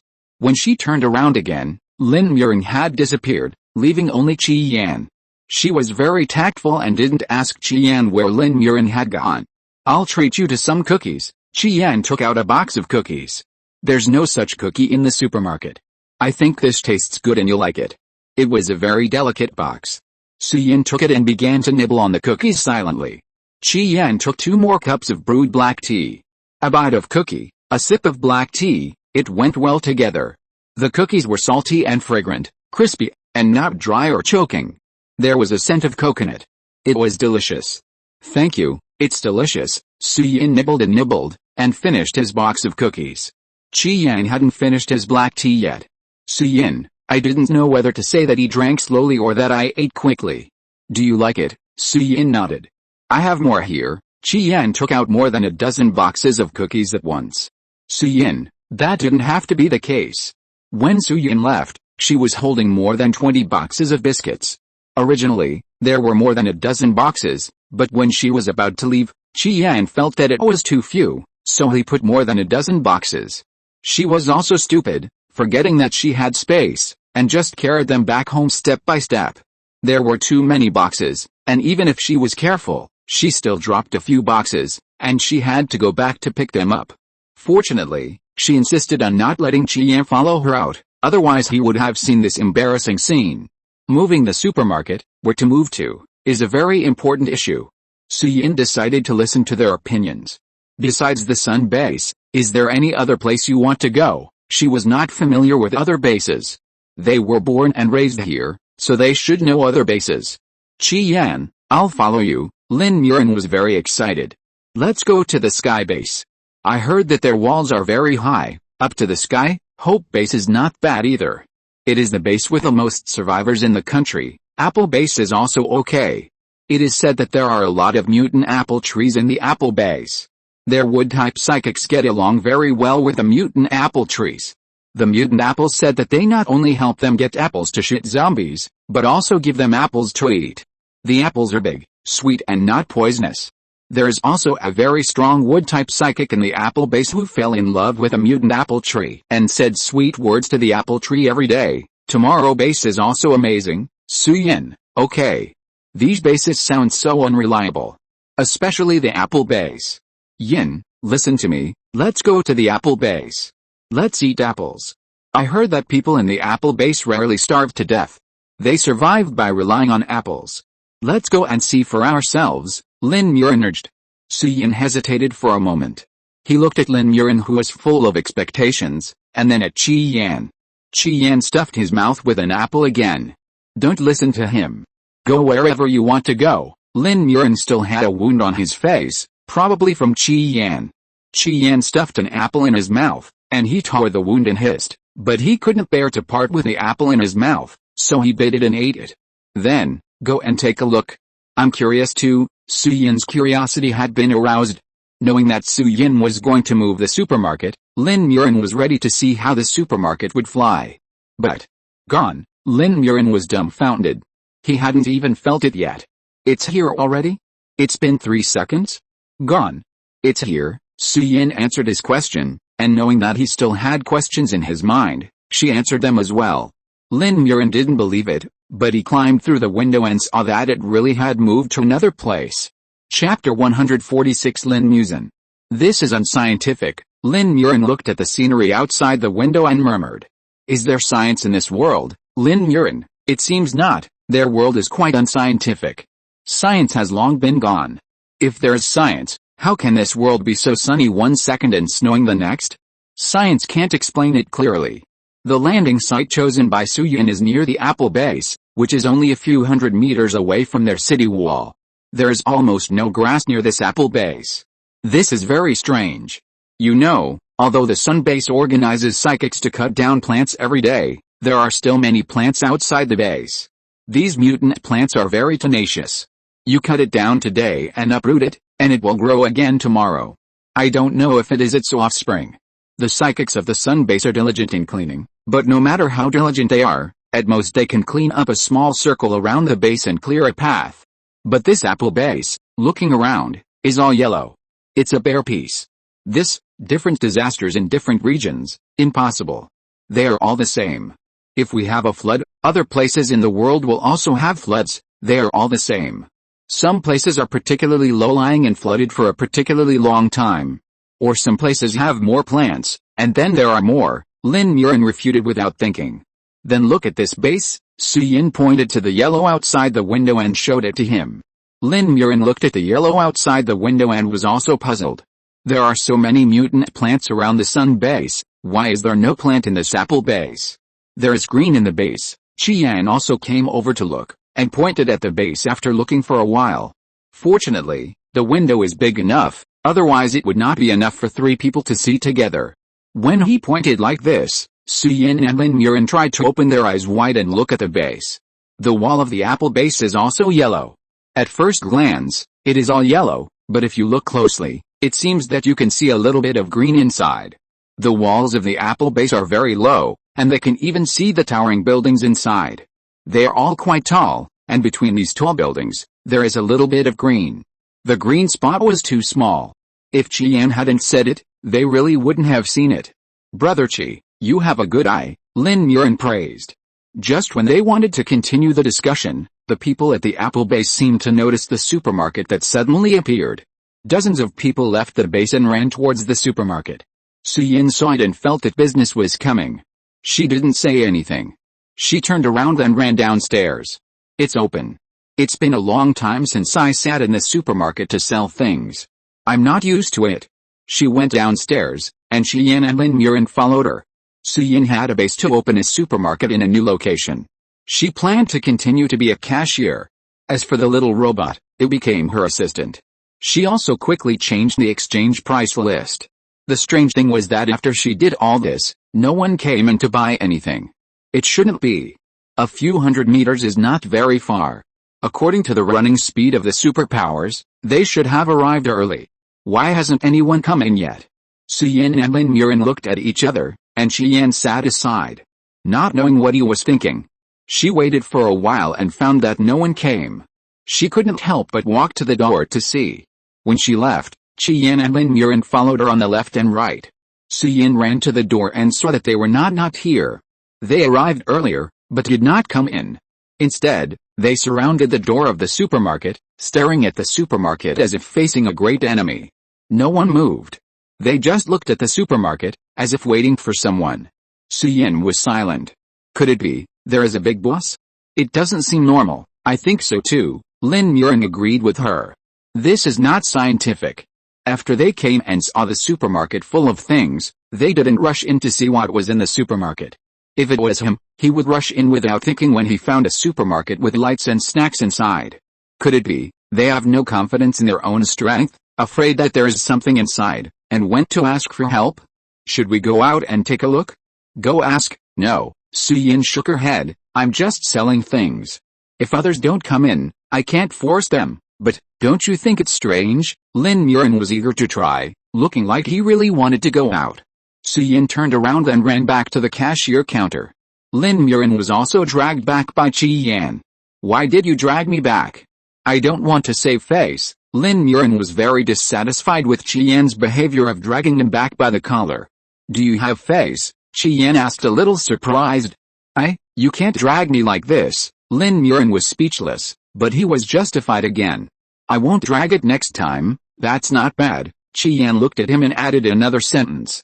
Next time, kick it back directly. Lin Muxue, are you still human? Su Yinhe touched the little robot. She was wondering if she could open the store today. Who are the people outside waiting for their boss? Su Yinhe thought of Qin Mingzhao. Qin Mingzhao didn't know where he ran off. She had been in the sun base for so many days, but she didn't see her once. Maybe he's dead. Maybe he's not dead. Forget it, I still think about the boss of the group of people outside.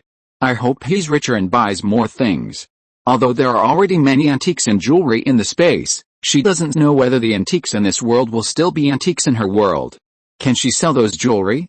Moreover, people never complain about too much money. They only complain about too little money. Fortunately, those people are very fast, and their boss also came very quickly. First, a group of superpowers came in, and then quickly lined up in 2 rows, leaving a lot of space in the middle. After this group of superpowers came in, they didn't look around, but greeted their boss respectfully. Their boss, Su Yinhe, looked at her expectantly, to let her see how fierce she was to make her subordinates so obedient, and she didn't even look at her supermarket, which was so big. Su Yinhe's expectations were shattered. A man with long green hair came over in a coquettish manner. After Lin Muxue came in, he determined who was the owner of the supermarket in the first second, and walked straight towards Su Yinhe. The supermarket is yours? Are you the boss? Lin Muxue asked with a raised eyebrow. Su Yinhe looked at his long green hair and nodded. Lin Muxue's eyes turned and he saw the price list. His eyes widened. Fuck. Who's stupid to exchange gold for money to buy things? Su Yinhe's face darkened. Sorry, I don't mean you're stupid. I mean this boss is stupid. No, I mean the person who wrote this is stupid. Chapter 147 Fishing. Su Yinhe looked at him expressionlessly. Lin Muxue coughed twice. Forget it, can you make the decision? Don't let it be a case of thieves robbing each other. I won't sell it. Su Yinhe's temper came up. No, I'm the boss of this base. If you don't sell it to me, no one will buy the things from your place. Lin Muxue held his head high. Boss? That's it? The boss of the base? He must be a fool. Su Yinhe didn't believe it. Don't disbelieve it, I'm really the boss. Otherwise, ask them. Lin Muxue pointed at the psychics behind him. These psychics also shouted boss without hesitation. Su Yinhe, if he is really the boss of this base. She felt that she had gone to the wrong place and she shouldn't have come to this base. This is a fool. The boss is a fool, and the other people in the base should not be very smart. Lin Muxue is very different from the leaders she met in the Sun base. Those leaders exude a shrewd aura. Lin Muxue feels stupid. He even dyed his hair. This was the first person Su Yinhe saw dyeing his hair after coming to this world. It seems that the situation in Apple Base is much better than that in Sun Base. There are people who have the leisure to dye their hair. Su Yinhe was very silent. Lin Muxue, perhaps because they had similar tastes, soon started chatting with Lin Muxue. Before long, the two exchanged information. According to Lin Muxue, he is really the boss of Apple Base. Apple Base is not like Sun Base. Sun Base was originally an official base. Apple Base was established because of Lin Muxue and is a private base. So he is really the boss. I just don't know how such a silly person like Lin Muxue could be the boss for so long without lying. Su Yinhe looked at Lin Muxue who was chatting with Lin Muxue and thought about this question. He was either pretending to lower their vigilance, or he was just very powerful. Although he was not smart, his strength could make up for it. Maybe someone who built a base by himself was really a fool? Su Yinhe didn't want to do business with him anymore. It didn't seem good. But since Lin Muxue was here, there were so many things in the supermarket that he certainly couldn't bear to let them go. When he saw them before he came, he was ready to rob them directly. But after seeing what was written on the sign, he felt that it was unnecessary. Anyway, he just wanted some useless gold and jewelry. This stuff was almost like garbage in their base. It was a good deal to exchange garbage for things. If he robbed them directly. Lin Muxue smiled and glanced at Qian standing next to him, and continued to chat with Lin Muxue. He could see through Lin Muxue's strength and he could beat him, but it was hard to say about the man next to him who had been silent. Although he brought a lot of people, he would save trouble if he could. It was not worth hurting his men to save some useless garbage. Let's exchange the garbage first. If the garbage is gone, we can consider robbing it. Lin Muxue had all kinds of thoughts in his mind, but on the surface, he was like a fool. Lin Muxue was very interested in his long green hair, and Lin Muxue generously said that he had a lot of green hair dye, and if Lin Muxue wanted it, he could give him some. There's a barber in my base who can dye hair and do hair extensions. Su Yinhe looked at them talking happily, and the corners of her mouth twitched. Qian tapped her shoulder. She sighed. Lin Muxue and Lin Muxue chatted, but he didn't forget the main business. He asked his men to go back to the base to collect various gold jewelry. Gold was still very valuable in the early days of the apocalypse. The base used it as currency. But the apocalypse is endless. No matter how rare gold is, it is not as good as food. Now for the people in the Apple base, gold is just garbage. It is thanks to their collecting habit that they didn't really throw it away as garbage. It's also because they still have some hope in their hearts. What if the apocalypse is over one day? What if the apocalypse is over? The disaster will not come again. Human beings have rebuilt a new home, society has become stable, and gold has become circulated again. They are afraid that they can use gold one day, so they are reluctant to throw it away.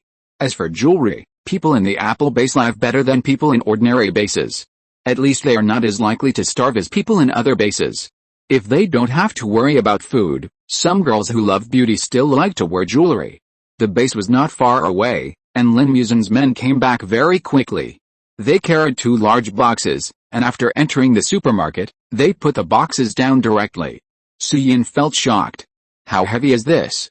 After seeing the people coming back, Lin Muxue stopped chatting with Lin Muxue. He opened the boxes excitedly. One box contained gold bars, and the other box contained various jewelry. Su Yinhe looked at the 2 boxes and fell into deep thought. These 2 boxes were originally filled with these things. They were so fast, it was impossible for them to find them temporarily. But at this time, few people would hoard gold jewelry. They are. Lin Muxue waved his hand, and those men began to take out gold and jewelry consciously, and ran to the cashier one after another to exchange them. The exchange numbers became larger and larger, and the smile on Lin Muxue's face became larger and larger. Su Yinhe wanted to help them exchange, but when she saw the 2 boxes full of them, she walked away in advance. Let the little robot do the work. She won't make trouble. Lin Muxue has many subordinates, and there are a lot of things in the 2 boxes, which can't be replaced in a short time. He seems to have lost interest in Lin Muxue, and is interested in Su Yinhe, shaking his green hair at Su Yinhe. Boss, you guys showed up so suddenly. Is it a superpower? He asked tentatively. Almost, Su Yinhe said vaguely. Yes. I've been in the base for too long, I didn't know there was such a new superpower in this world. But, aren't you really here to fish? When Lin Muxue said this, he stared at Su Yinhe's face tightly, trying to analyze her expression. Tisk. You're not at the beach, fishing, she hasn't fished before. She doesn't deserve fishing.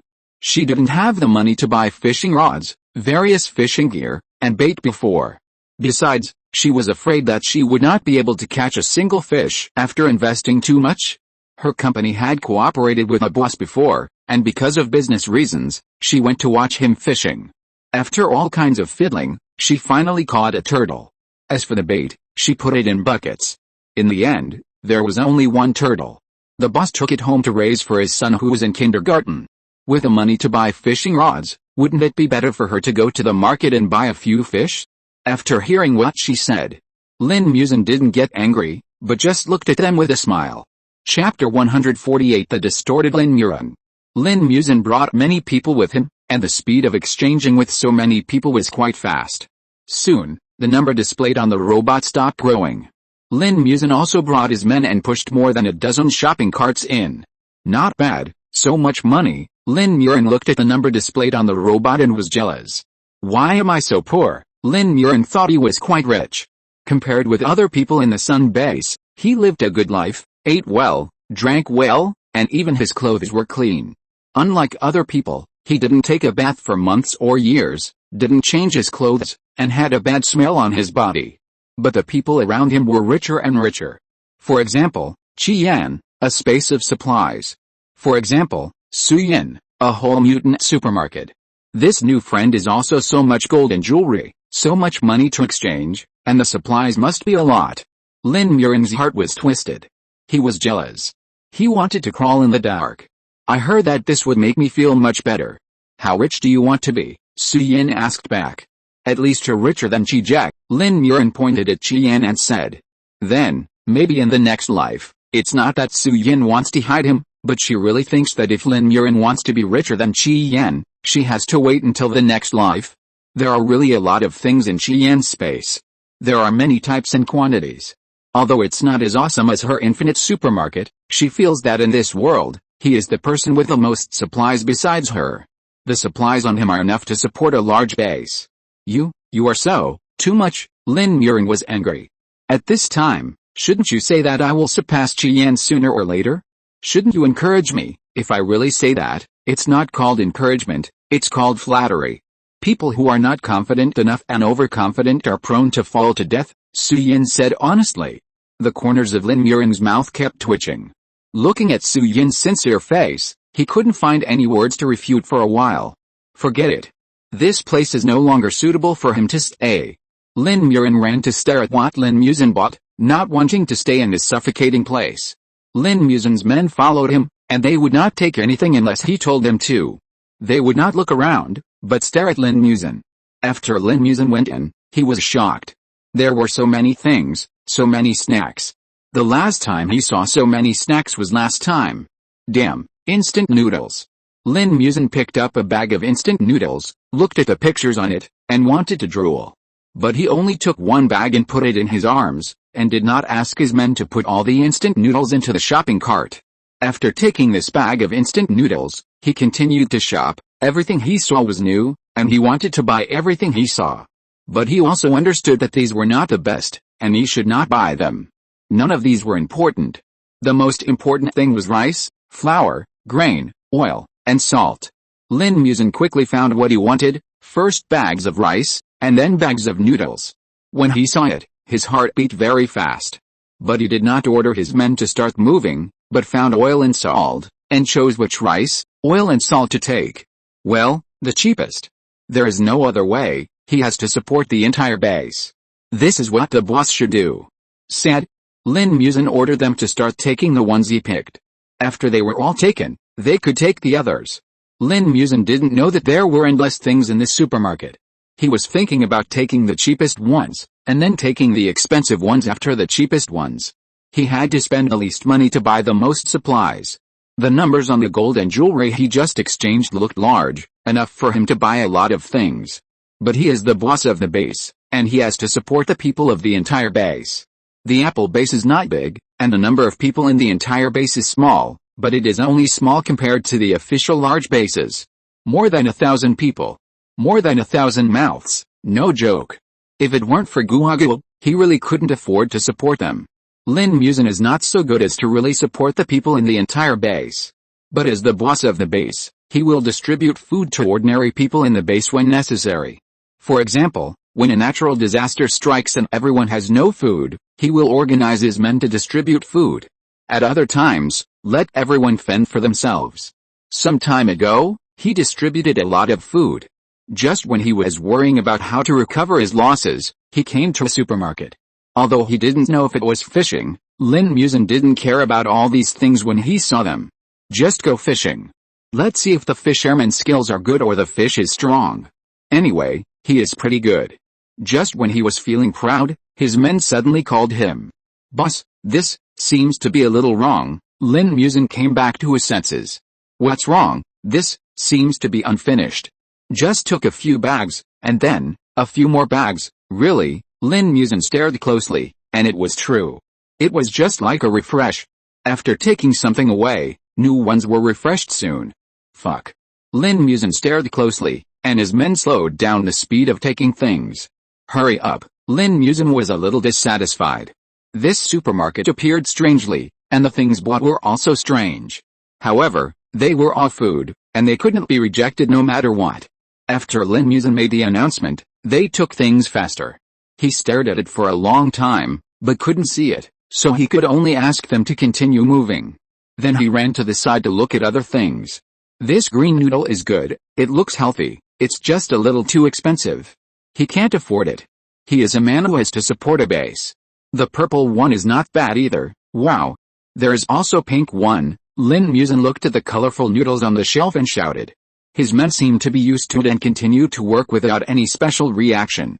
Lin Muxue looked at it, but he didn't dare to go far.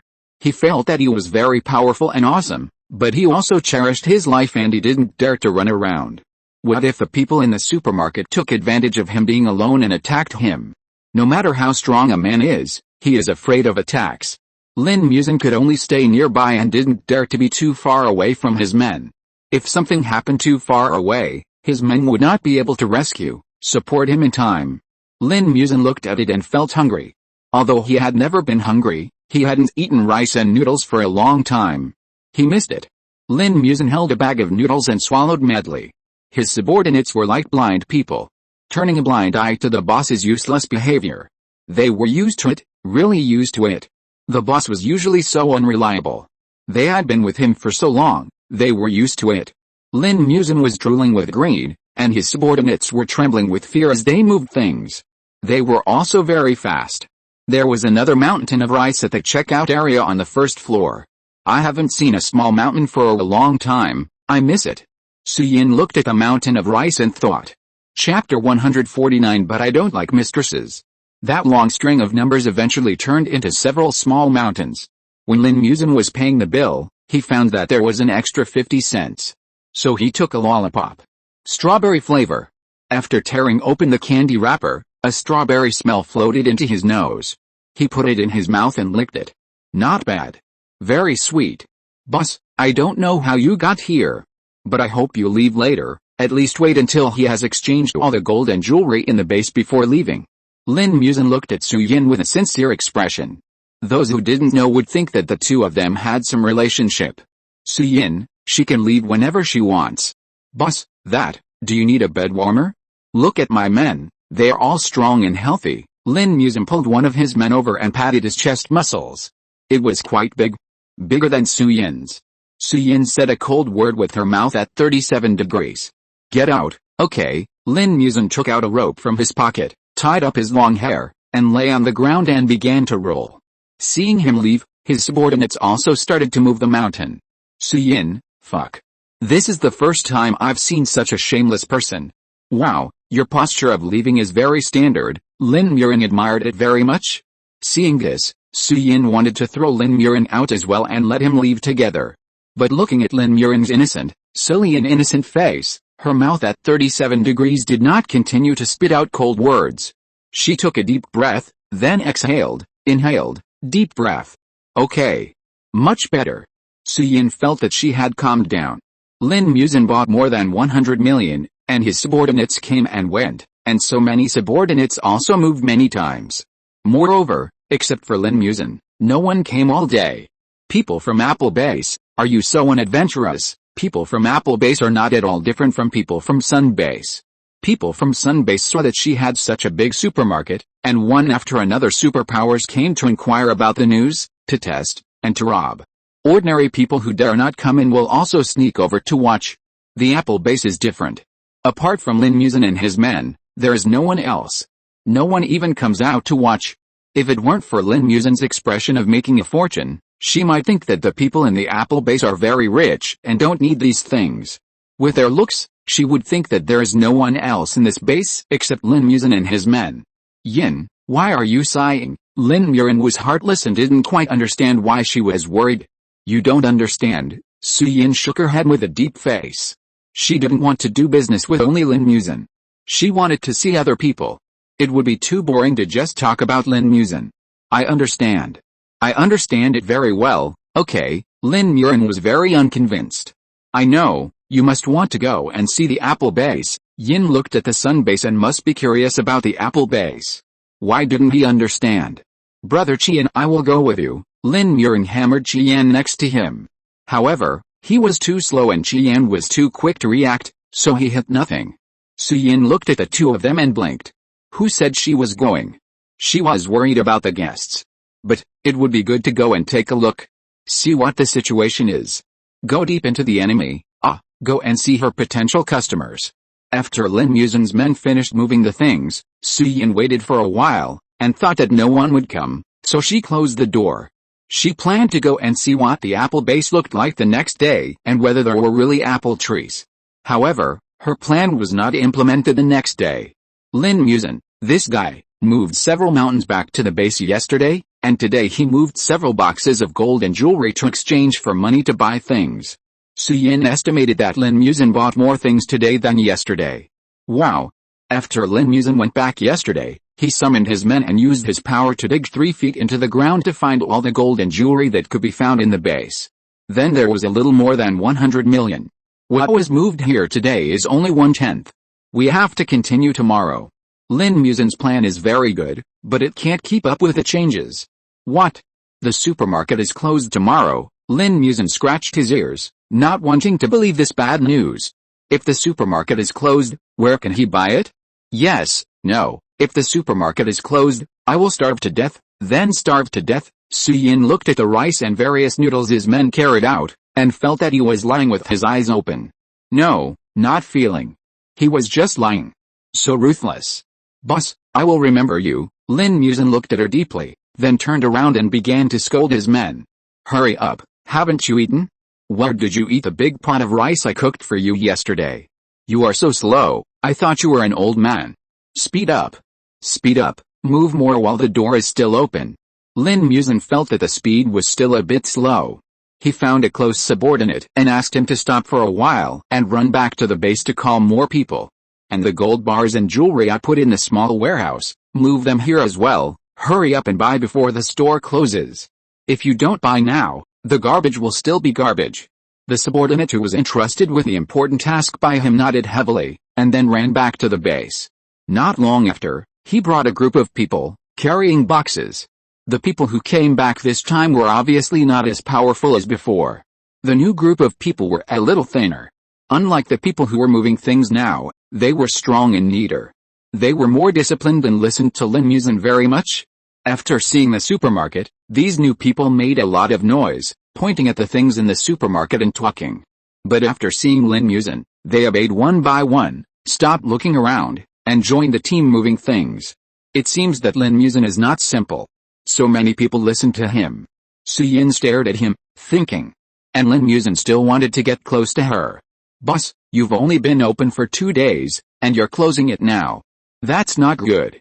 You should at least open it for another day, so it'll be 3 days, one more day, just one more day. He would bring more people in, and exchange all the gold, silver, and jewelry in the small warehouse for money. No need to make up for it. 2 is better, it suits you so well. She didn't say the rest of the sentence. That's not good, 3 is better. 3, 5, 8, and 9 are all good. Lin Muxue tried his best to hint. Su Yin, but I don't like mistresses. Lin Muxue, with what? Weren't they discussing the number of days to open the supermarket? How did it end up with a mistress? Where is the mistress? Can someone who owns such a big supermarket also be mistressed? Chapter 150 All dead. It seems normal for him to be number 3. Normal at all. He almost got led astray. If number 3 is not good, then number 5. Number 5 is good, but number 5 is not good. There's number 6. In short, it can't be open for just 2 days. How can he accept such a small change in 2 days? I still like number 2, Su Yin smiled. The boss is adamant. Lin Muxue's smile froze. Boss, you, don't worry, we will be back soon. If it's not open tomorrow, then it will be open the day after tomorrow. If the backstage is not open, then it will be open the day after tomorrow. If the backstage is not open, then, just pretend I didn't say anything. Lin Muxue had a good chat with him yesterday, and he tried hard to comfort him today. They just went to the base to take a look. The Apple base is so close, and there are few people, so they only need to find out for a day. The backstage can be opened. Don't rush it, Lin Muxue said it easily. But Lin Muxue didn't dare to be relaxed. The supermarket suddenly appeared, and he was afraid that it would suddenly disappear. He would feel very uncomfortable if so many supplies were not put into the base's warehouse. Lin Muxue shook his head. No matter how uncomfortable he felt, he couldn't change Su Yin's mind for a while. He could only continue to exploit his men. Su Yin looked at the way Lin Muxue urged his men, and in a trance, she seemed to see her former boss Xu Jiaoqin. Terrible. Su Yin shuddered. It was really terrible.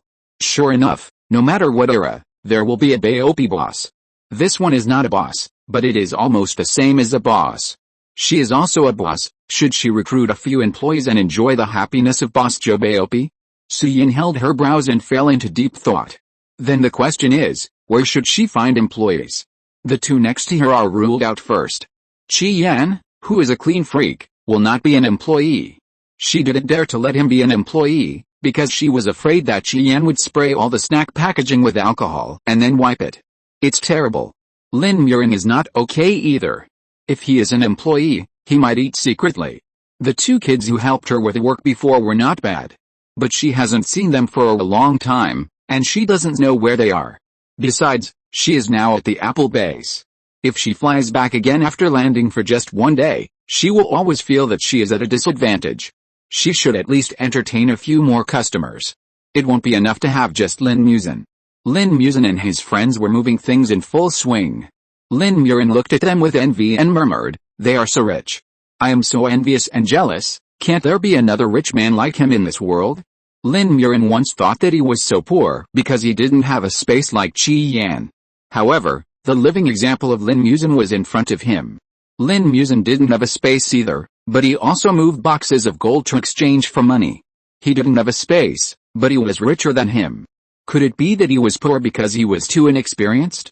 Lin Muxue couldn't believe it. But he had to believe it. It turned out that he was so stupid. Lin Muxue was very sad. "You have so many younger brothers." He didn't have any younger brothers.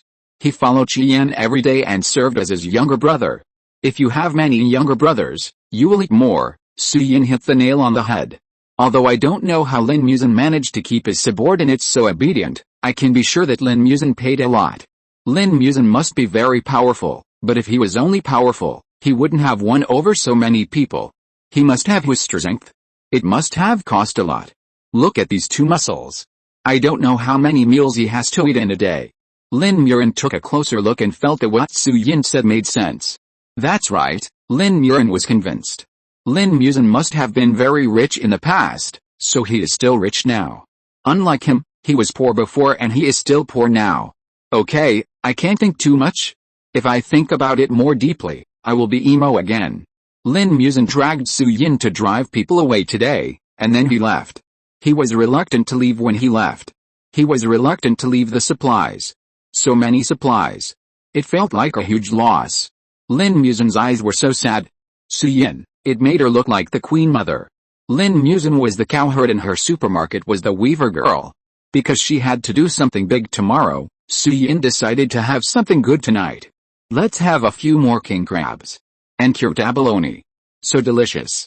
Qi Yan and the others were responsible for making and washing the dishes, while Su Yinhe was responsible for providing the ingredients and eating. It was nice not to have to cook for herself. Rich people are different.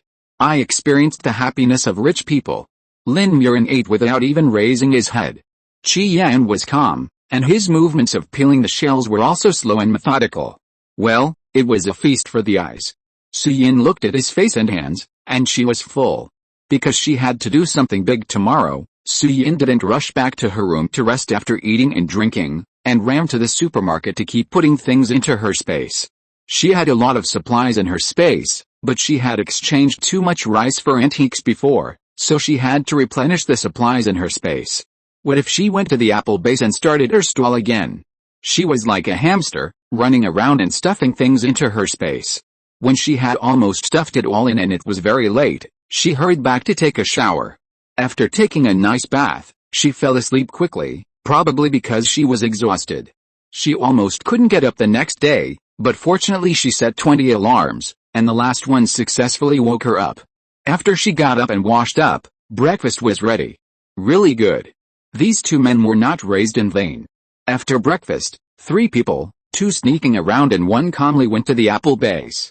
The apple base has a wall, but it is very low. They didn't go through the gate, but climbed over the wall. Su Yinhe and Lin Muxue had to run to start, but Qian saved trouble. He directly built a water bridge. He walked in very calmly. The 2 people who had finally climbed in with great difficulty, why didn't they build the water bridge earlier, but had to wait until they climbed in before building it? Too much? After they climbed in, they didn't meet anyone. The mission went smoothly. There was no need for them to knock out a passerby. After entering, Su Yinhe and Lin Muxue continued to be sneaky. Qi Yan, he felt that Su Yinhe had been led astray. Although none of them had been here before, Lin Muxue, with his excellent ability to recognize roads, led Su Yinhe and Qi Yan around and successfully got lost. Su Yinhe, for some reason, the houses built at the apple base were all yellow, as if they were made of mud. They were all made in a similar way and were all high-rise buildings. It was a little difficult to tell them apart, so at first Lin Muxue was sure that he was lost. And they didn't meet anyone along the way. Could they all be dead? Lin Muxue touched his chin and thought. How is that possible? If they weren't all dead, then the one who came to my supermarket to buy things yesterday was a ghost. End of this chapter. Thank you very much for reaching the end. Don't forget to like, Looking for more exclusive content and immediate access? Subscribe to our Patreon. Remember, every like, subscription, or donation encourages us to continue. Thanks to everyone. See you in the next video.